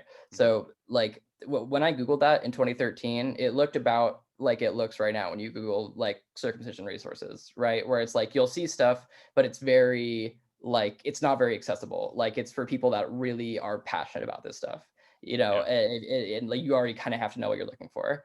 But like with I think that it would help so much with this issue if we could talk about it more like that. I've said that over and over, but it's just like the there is restoration, there is surgery, corrective surgery for your frenulum and shit. And it's like there's it's so much of the way that we talk about this stuff is so fatalistic, and it's so just depressing, just straight up depressing. Yeah. It's really I think like I'm sure that there are people who, people are suicidal for all types of reasons, Yeah. whether or not there's a societal thing behind it. But I think these things are so much society based. It's crazy. Absolutely. Yeah. When I think about it, it's like, imagine a lot of those who did choose to commit, to end their life. eh, the circumcision might be just the root of it, Right. but the larger issue is how they are accepted by society, Yeah. um, and supported. And so many people, and this is a common thing that we talk about. This kind of gets into relationships, but we when we start talking about it or we start complaining or whatever, a lot of our friends disappear, right? They don't want to Yeah, talk oh, with us about it. bro, like, oh my God, I mean, with trans stuff too, forget it, forget Yeah. it. People don't want to hear about this shit. Yeah. Yeah, and but we're social creatures, so Yeah. we need a certain amount of connection and empathy, sympathy, and whatever you want to call it.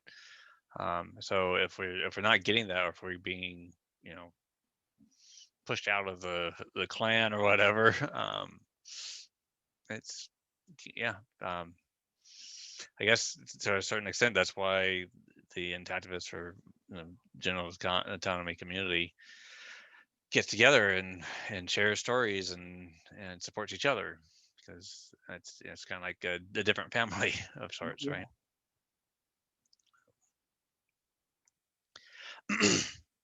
And then there's psychological effect on children.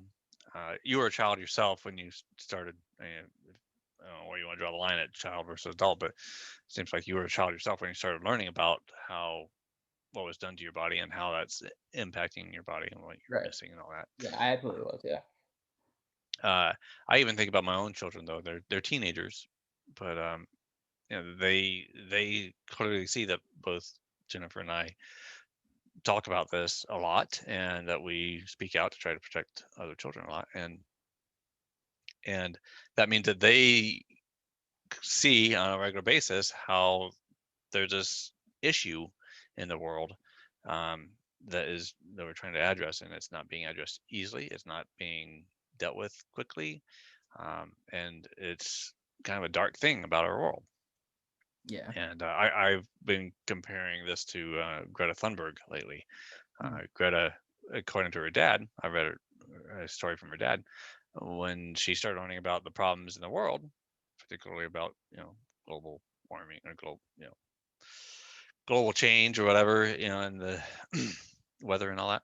Um, she became depressed and she withdrew, and um, until she went out and started holding up a sign saying, "Hey, you know, let's save the world," or whatever. And that's why I ended up getting her to the UN.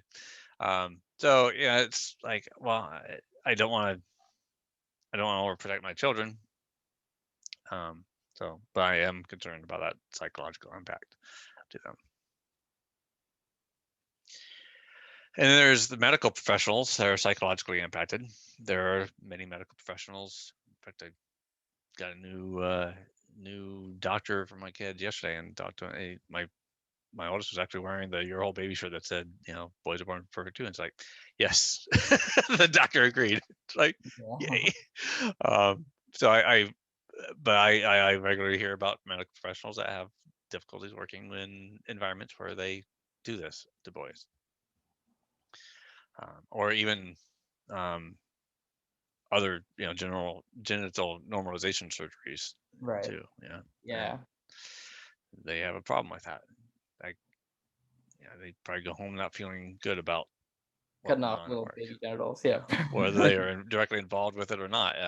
Personally, I wouldn't be able to work in a hospital or place where they did that, because I'd probably get myself arrested for kidnapping.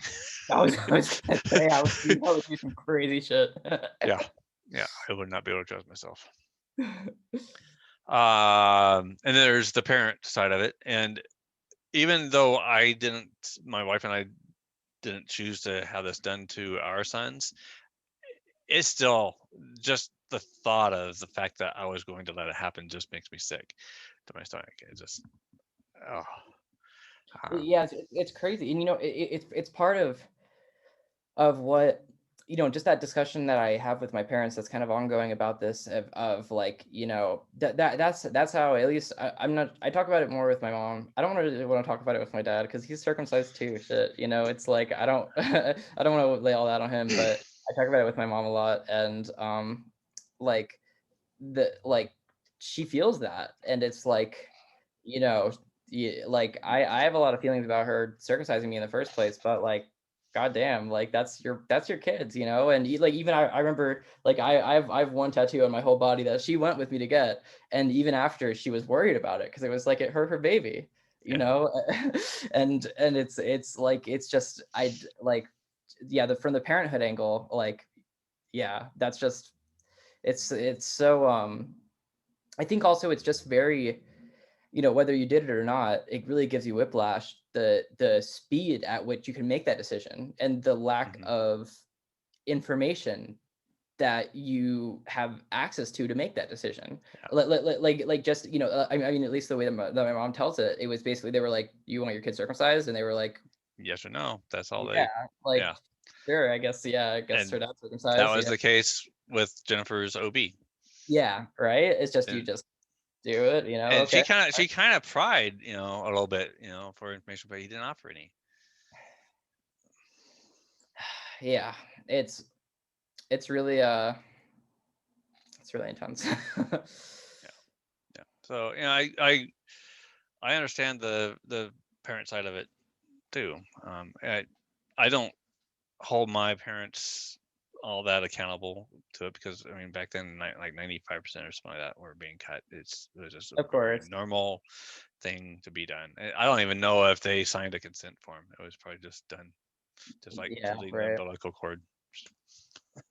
Yeah, Because I feel like at that point I couldn't even, like, I mean, sometimes people that age, I'm like, just do your thing, I'm like, we live in different worlds. yeah.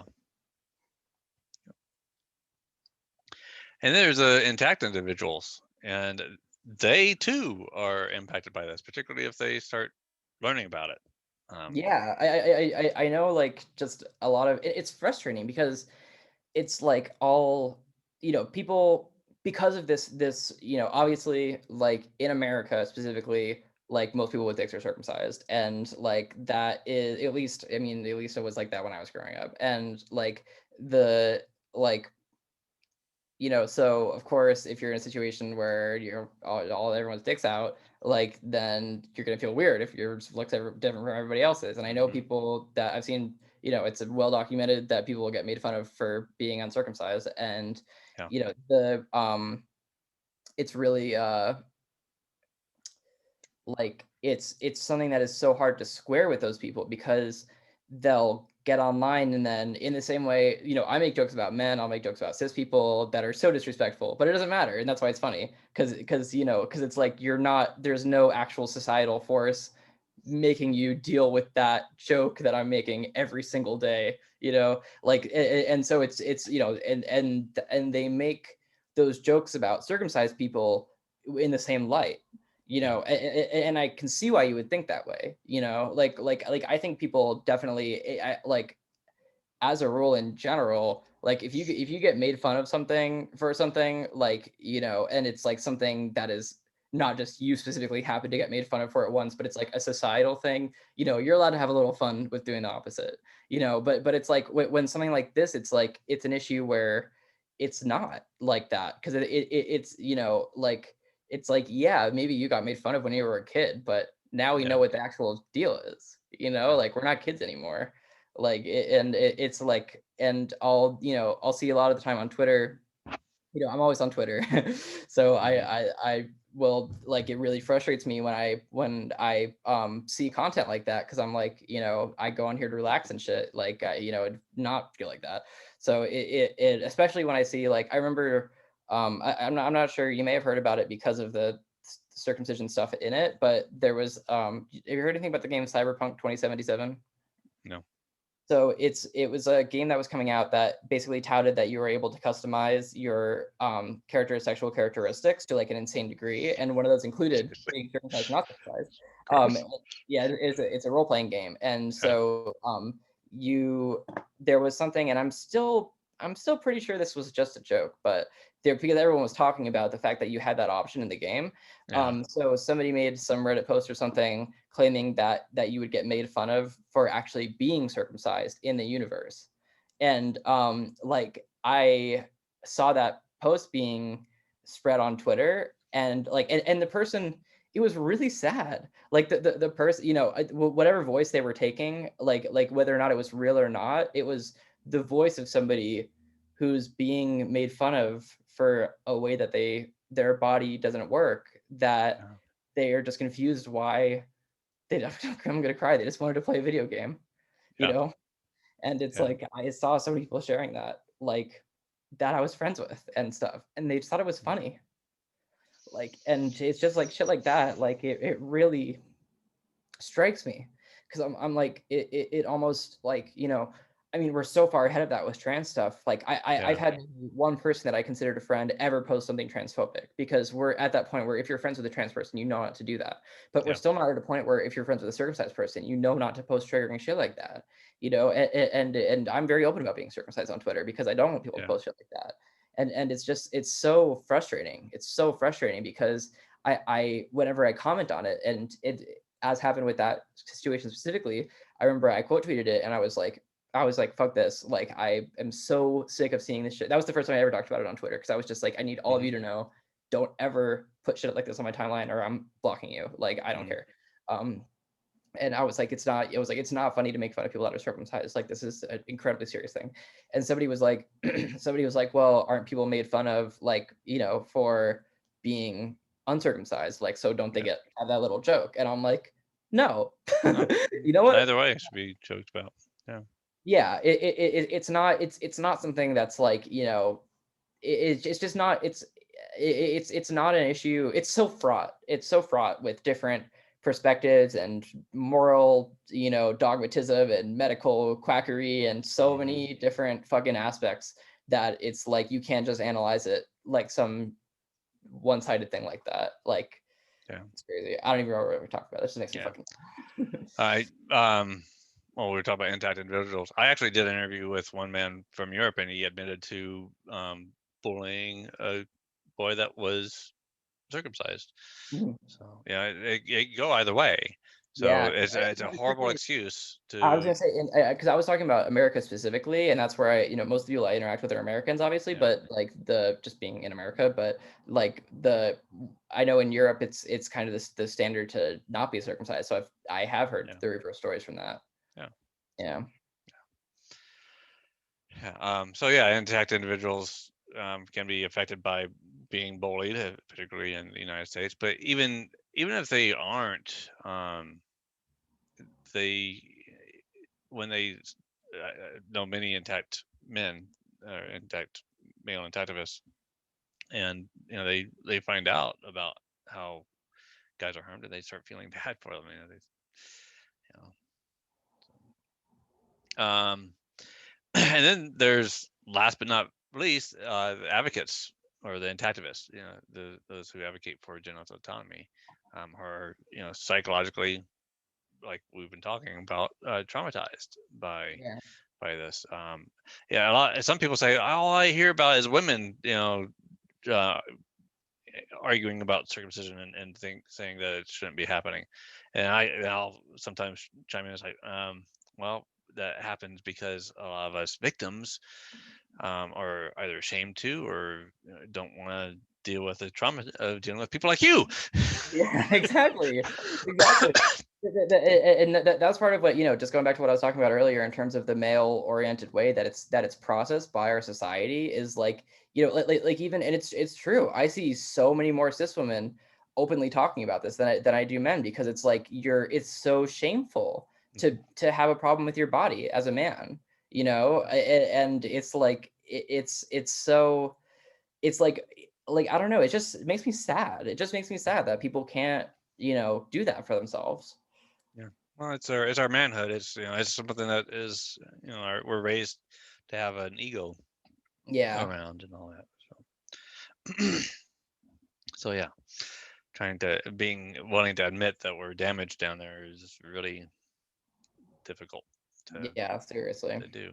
Um, And I think it's just the framing of it too. Like I like also like I was talking about earlier, it makes that intactivism, when you are somebody that's, you know, like it's something that I didn't really start to understand until I started getting more involved with trans activism, you know, just in not anything serious, but just in terms of just even telling cis people what the fuck is going on, you know, like that it becomes very clear that dealing with issues like this, it's so different whether or not you're affected by it, which seems obvious if you experience anything that's adjacent to that. But like you know, in something with like let's say like racial justice or something like that, like I didn't really fully comprehend the fact that after I was done advocating for it, I can just, you know, not think about it because I have that privilege. And you know, and it's like that was one of the first things that I didn't have that privilege with, was trans stuff. And it's like it's something with like that is just so with genital autonomy stuff is so prescient because it's like there's not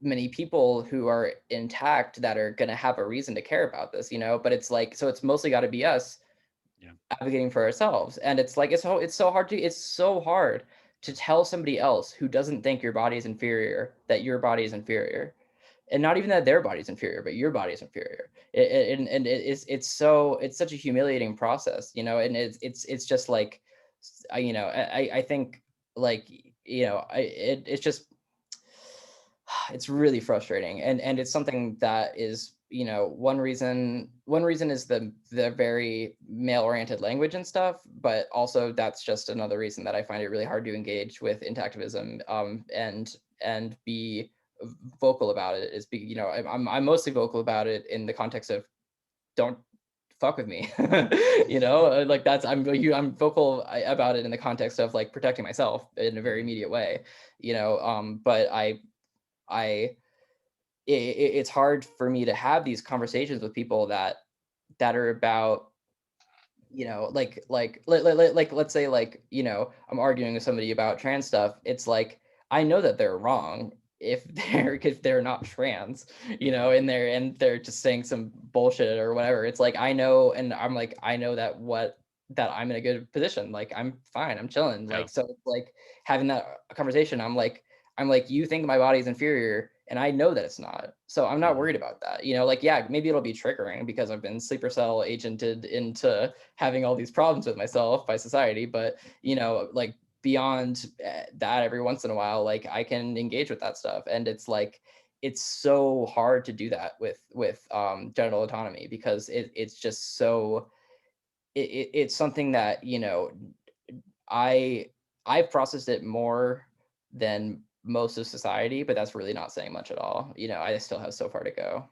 Yeah, it's a process to develop how to debate the topic and all that. Yeah. And I try to get this in every single time I do an interview. I am thankful for intactivists. Yeah. If it wasn't for my wife deciding to change to midwife, and that person asked and actually offered information, um, handed it to her, she read it and passed it on to me, um, my sons might not be intact today. Right. Uh, So I am thankful for intactivists. I am thankful for intact male intactivists for speaking up, and being brave to do so. I am highly, highly impressed by. I might be tooting my own horn here, but if you are a cut man and you're speaking out about this and you're admitting that you are not happy about this, you are one hell of a badass. yeah, and I agree with that. I agree with that too, because that to me is, there's a whole scale of badassery outside of the whole male idea of, like, Arnold Schwarzenegger being the most badass person in the world or whatever. And that to me is like, that is being a fucking badass, is like looking at the social shit that is set up against you and is supposed to make you feel bad about yourself and supposed to tell you what you can do, and not letting it fucking do that. Yep. Like, And especially, looking back at it and saying, you know what? yeah, seriously, and especially as a man, to, to engage with, feminism or something that doesn't necessarily concern you directly as a man, is, it's one thing, but to say, this affects me and I'm hurt by this, like, Yeah. this makes me want to cry, that's something that people, when they hear that, they don't know what to do, because it's a badass thing. Yeah. Yeah, I've been having these ideas just pop in my head lately about how I want to do these videos where I kick ass on circumcision. It's like, first thing I want to do is like take a box and have circumcision written on the side of it and take a bat to it, beat the crap out of it, or a pinata or something like that. Or what I'd really like to do, I'd have to get some supporters in this, but like take a monster truck and drive over a car that has circumcision written. Yeah, I think sometimes my pillow becomes circumcision for the Yeah, night. exactly. I want to beat the crap out of it. I want to catch it on video. Yeah. Uh, So, anyways, I think I've covered all the psychological aspects that I have on my list. Unless you have any other psychological things you want to share. No, yeah, that's pretty much it. I think it's just so profound, the trauma that even, I always had a feeling that something had happened to me like that. That something, I didn't feel like I'd been raped, but I felt like something happened and I couldn't put it together. I was like, did I block it out? Like, did I, did I am I forgetting something? Am I like, is there something that I'm gonna learn? Whatever. And like, it was right there in front of me the whole time. Like, an adult touched my dick when I was a baby and cut off part of it. Yeah, That is yeah, fucking traumatizing. yeah. It's gone. Yeah, And it's so hard. It's because it's like, if somebody is like, talking like if you're like, oh, I have, trauma, and they're like, what is it? And it's like, I'm circumcised. You're like, oh, whatever. Because it's like, it's such a normal thing or whatever. yeah. But it's like, you But know, you go to places in Africa and Indonesia, and a woman will say, "I'm circumcised." Are you going to respond that way to them? yeah, exactly. Yeah, like if it's not the norm, Yeah, it's horrifying. yeah, It's horrifying. Like it makes no sense. yeah. Okay, the next section is about relationships, and it starts off with child-parent trust. Yeah, I think this, yeah, I think this is going to change as time goes on. If people get their kids cut today, they're in a whole lot more hurt, I think, than my parents are. you think so? Oh, absolutely. Because hey, look at this, a shelf and a half of books You know on the what? topic. That's true. Right? They had That's nothing back then. None of these existed. right. And I think that that's part of the problem that I have with my parents with it is that it's like it's almost because when you're like, I'm not mad at you, I'm just disappointed. Like that's almost how I Yeah. feel. It's like I know that they were trying their best to raise me in this, 90s bohemian gender neutral way that was very, in their eyes, the most that they could be doing for Hmm. me in terms of raising me holistically, and it's like it's it's at such a weird time, the 90s, because it's a time where if you know what to look for and care about this kind of stuff, you can find it. And if you were to, like that, like it's not like, it's not like when your parents did that to you, and but then on the other hand, it's not like it is now where you can literally, the doctor asks you if you want to circumcise your kid, you can go Google circumcision on Wikipedia or Yeah. whatever, like it's not like that. So it's something that it's like just so hard to square because it happens at this weird time in between the age of information becoming a thing. But then at Yeah. the same time, I'm like, if anybody was to, like, my parents were very ahead of the curve with like my dad was on the internet in the 80s and shit. So I'm like, Hmm. if Same here. anybody should have known. Yeah. Yeah.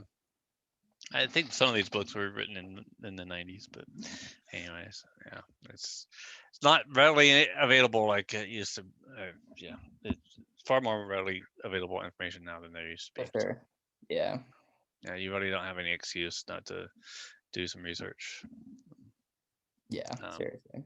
so yeah, it's when it comes to trusting your own parent,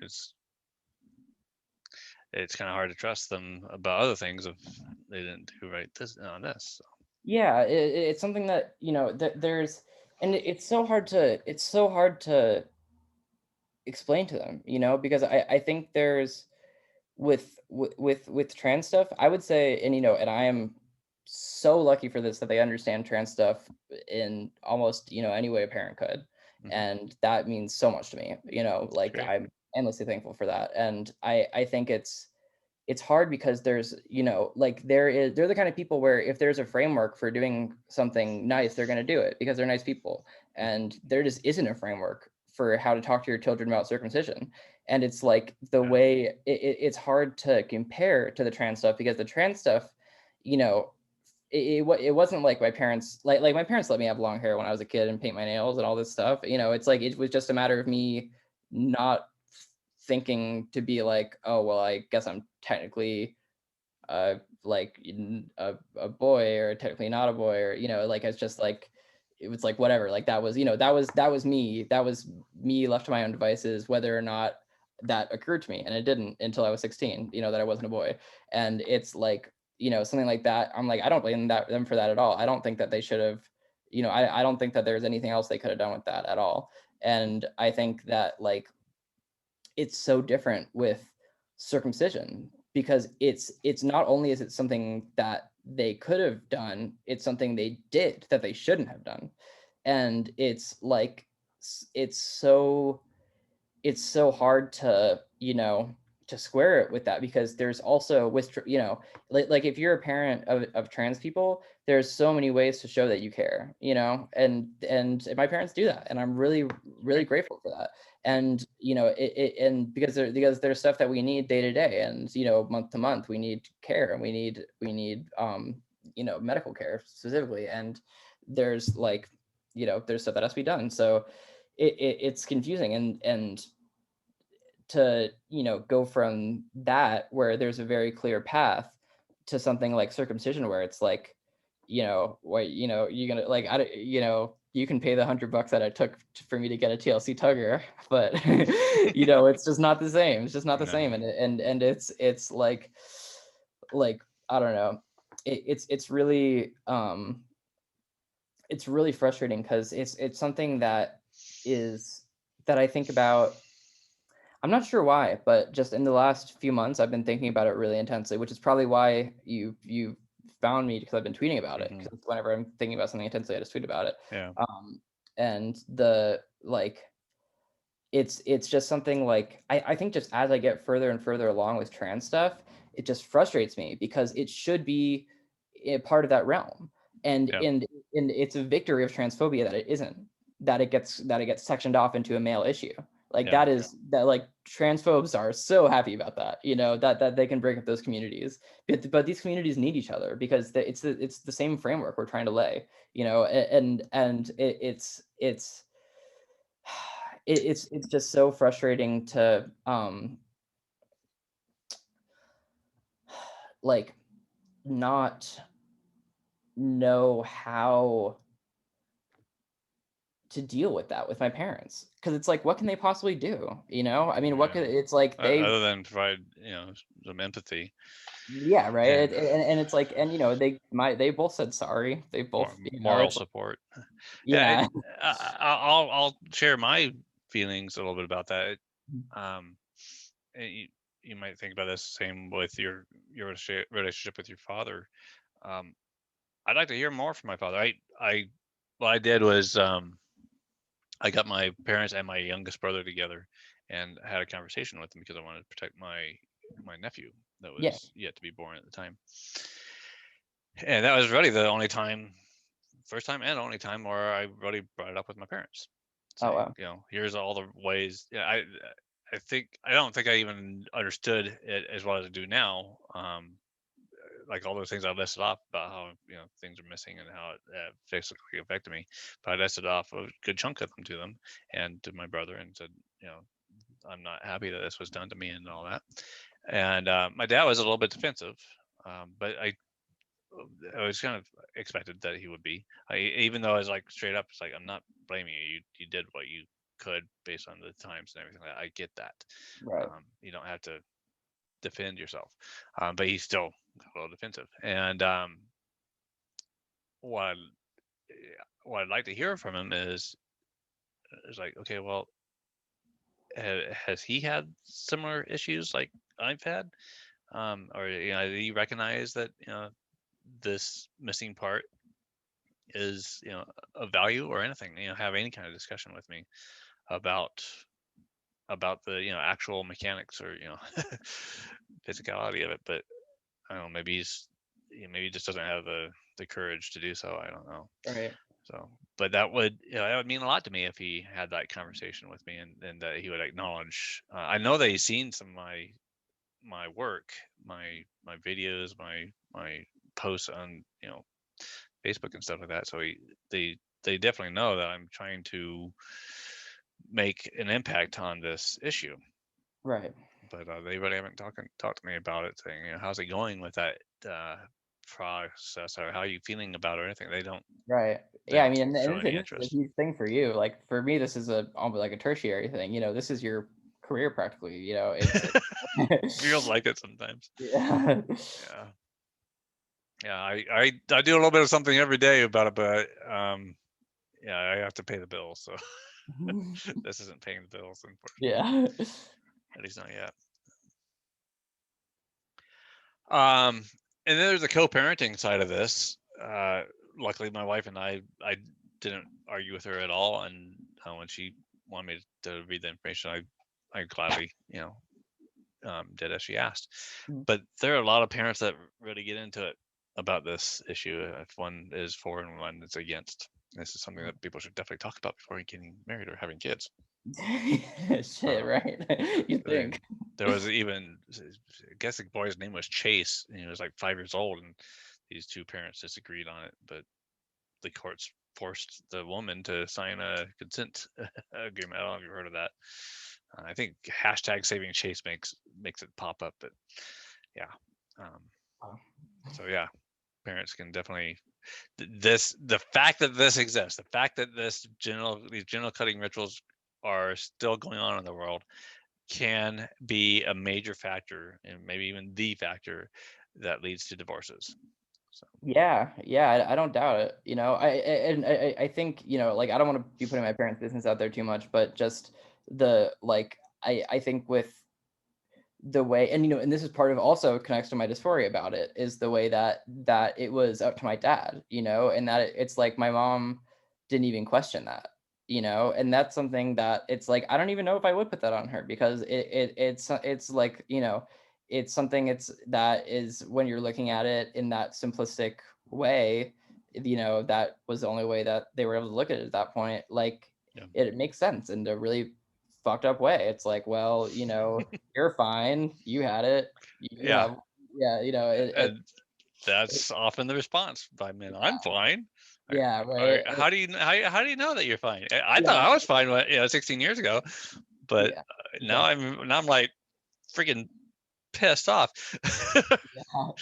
But Right? yeah, the way that it's like, that there is that imbalance, and that it's usually tipped towards the dad is really, like that just gives me a lot of dysphoria. And there's there's, I don't know, yeah, I know that it's something that can be really a huge point of contention, and as it should be, as it fucking should be. Yeah.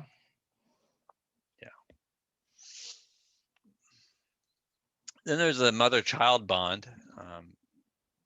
The, this is a common thing in all of nature. The baby usually sticks with the mom even after Right. it's born, right? For quite a while. When we're taking babies away from moms, like right away afterwards to go have part of their body cut off, just that time away, that's a cutting into the bonding time. And then when they come back and they're all in pain or whatever, and they won't, or they're passed out from the shock or whatever, they're doing more time cutting into the bonding. That's what I think mystifies me about it, is that when the way people think about circumcision in relation to birth is when I think of my birth, the circumcision was the main event to me.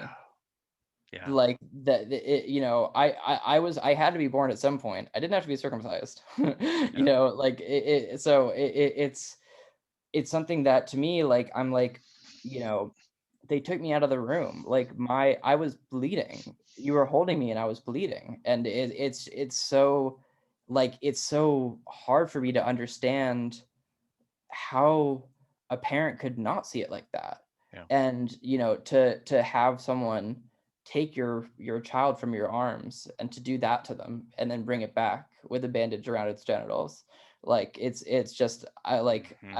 to me that's like, just, I don't know, I just have never heard Yeah. anything like that. Yeah. That makes sense. I know.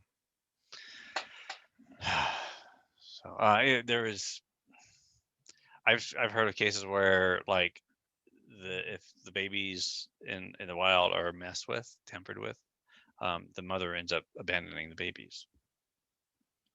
Right? Wow. So I kind of wonder if there's, on the mother side of this, that there is that the mother becomes somewhat detached Mm. as mother, and gives up a little bit on being the mother to that child, and might, instead of being the mother and having those motherly emotions and everything like that, they block those out, and then they're less of a mother Hmm. to the child. So maybe we don't have as good of relationships with our mothers because of this. Yeah, I mean, I think even just something, like whether or not that the stuff right at the birth affected that, it definitely has affected my relationship with my mom, and it's something that, like I'm living with her right now, and it's something that I want to have a conversation with her about, but I don't know what the conversation is. I don't know what I want. It'll just make her feel bad. It'll make me feel bad, but it's like something that is like I just am sitting in my room feeling horrible about this, and I'm 20 feet away from someone who could have stopped it, Yeah, someone who could yeah. stop it. What I would probably do is I would approach her and say, I don't want you to feel bad about what happened, what you did, or what you chose to do, but I need some empathy, some moral support, Yeah. and that's all. So, okay.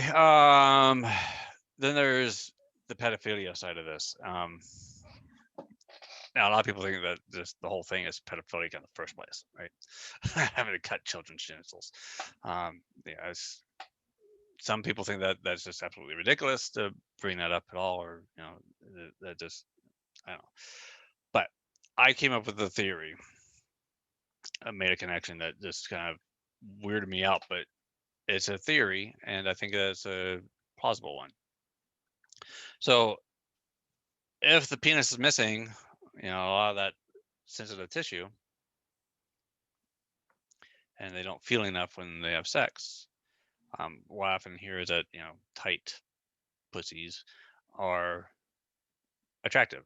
Some women go through reconstructive surgery or whatever to make their pussies tighter, or they do Kegels. I watched a movie about and this guy was like fantasizing or whatever, but all these women were like doing their Kegels for him, right? Mhm. To make their vagina tighter. Well, why do men need that? Why do men care about that? Do intact men want that as much as men that are not?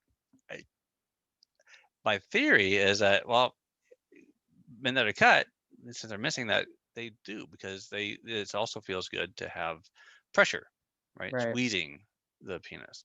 And if they are missing all the other sensitivity, then that's kind of what they're left with, and that becomes a more important thing. It's like if you're blind, your hearing is a whole lot better, right? Right. So if you're kind of blind in that area as far as sensitive touch, then your desire for the squeezing is heightened. Right. So younger women or girls are typically, the idea at least is that they are tighter down there. Thus, pedophilia. I mean, it's certainly a theory. Yeah. Then there's the relationship between doctors and patients, and honestly, I'd have a very hard time, if I don't know that I'd be able to do it at all, if I had a doctor that condoned or especially performed this procedure on children. I wouldn't be able to have a relationship with that doctor. I'd have to go find a At different all, doctor. at all. Sometimes I think about if I were to meet the person that had circumcised me, I wouldn't be able to Ugh. physically restrain myself. Yeah, yeah. And then there's friends and family. Um, and I've referred to this multiple times before about how family members kind of go away or hide or whatever from me, because, or block me on Facebook or whatever. Or I even had one family member block me on Instagram. It's uh, okay. I guess you don't want to talk about this. Whatever. So, but that hurts. Yeah, of course. So that's the whole relationship section. You got any other thoughts on the relationships? Um, relationships. Not really. Yeah, I think it's something that is like it definitely is really frustrating because sex is already something that's very specialized as a trans woman, especially as a trans woman that's taking HRT. And like the it just adds to that so much more. And it's just really frustrating. Like that it's like it feels like, like my body works with so few other people's bodies that it's just like frustrating to me. Yeah. So when people say something like, "Oh, there's a lot of fish in the sea," well, that don't work for you now, does it? Right, and that's part of the thing is like, and it's just it's a larger part of being trans as well. It's just like, there's not a lot of fish in the sea. It's like, and I have a girlfriend right now who I love that I that I feel that I do feel that that comfortability with, and I love that. Great. And it's just like it just makes me so sad that like that there's you know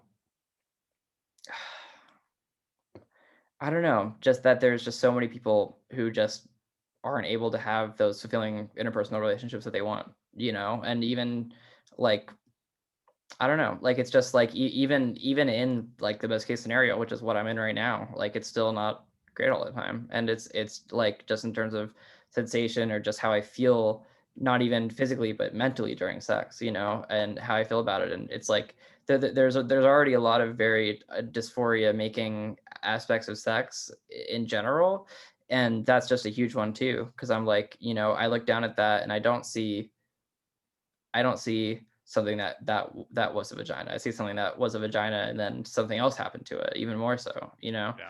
And it's like it's just yeah, it creates a lot of it's something that I definitely like if I have partners and stuff like that, or even sexual partners, like I always prefer if they know about it because it's something that's really, really important to me. And like the last time that I had like a sexual partner that made like a joke about it, like I was like, never again am I fucking Yeah. ever gonna be with anybody who doesn't understand this 100%. Yeah. Well, absolutely. You gotta have a emotional connection Yeah. with someone, and if they know you better and they are more accepting of you, it's that much easier to have that connection, right? Yeah. Yeah, like this keep saying the brain is the is the biggest sexual organ. Yeah. Okay, and then I often kind of connect this to FGM. Um, I'm not equating it. People say you can't equate it or it's not comparable or whatever. It's like, well, it actually is comparable because you're cutting genitalia without a medical need. It's Right. and without consent. So ethically, as far as I can see, it is the same. Yeah. There's a lot in the middle of that Venn diagram. Yeah, physically, eh, I'm not.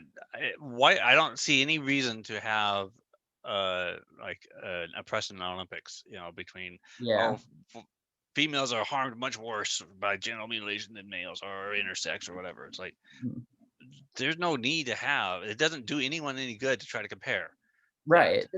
That's part of my frustration with it is the way that it gets shunted into all these different communities of, the female genital mutilation is for the women, circumcision is for the men, intersex is for the anyone in between, and trans people, and Yeah, it's like it's genital so autonomy it just doesn't make sense, and it's like all these communities need to be in conversation with each other, learning from each other, talking to each other, because and I working together.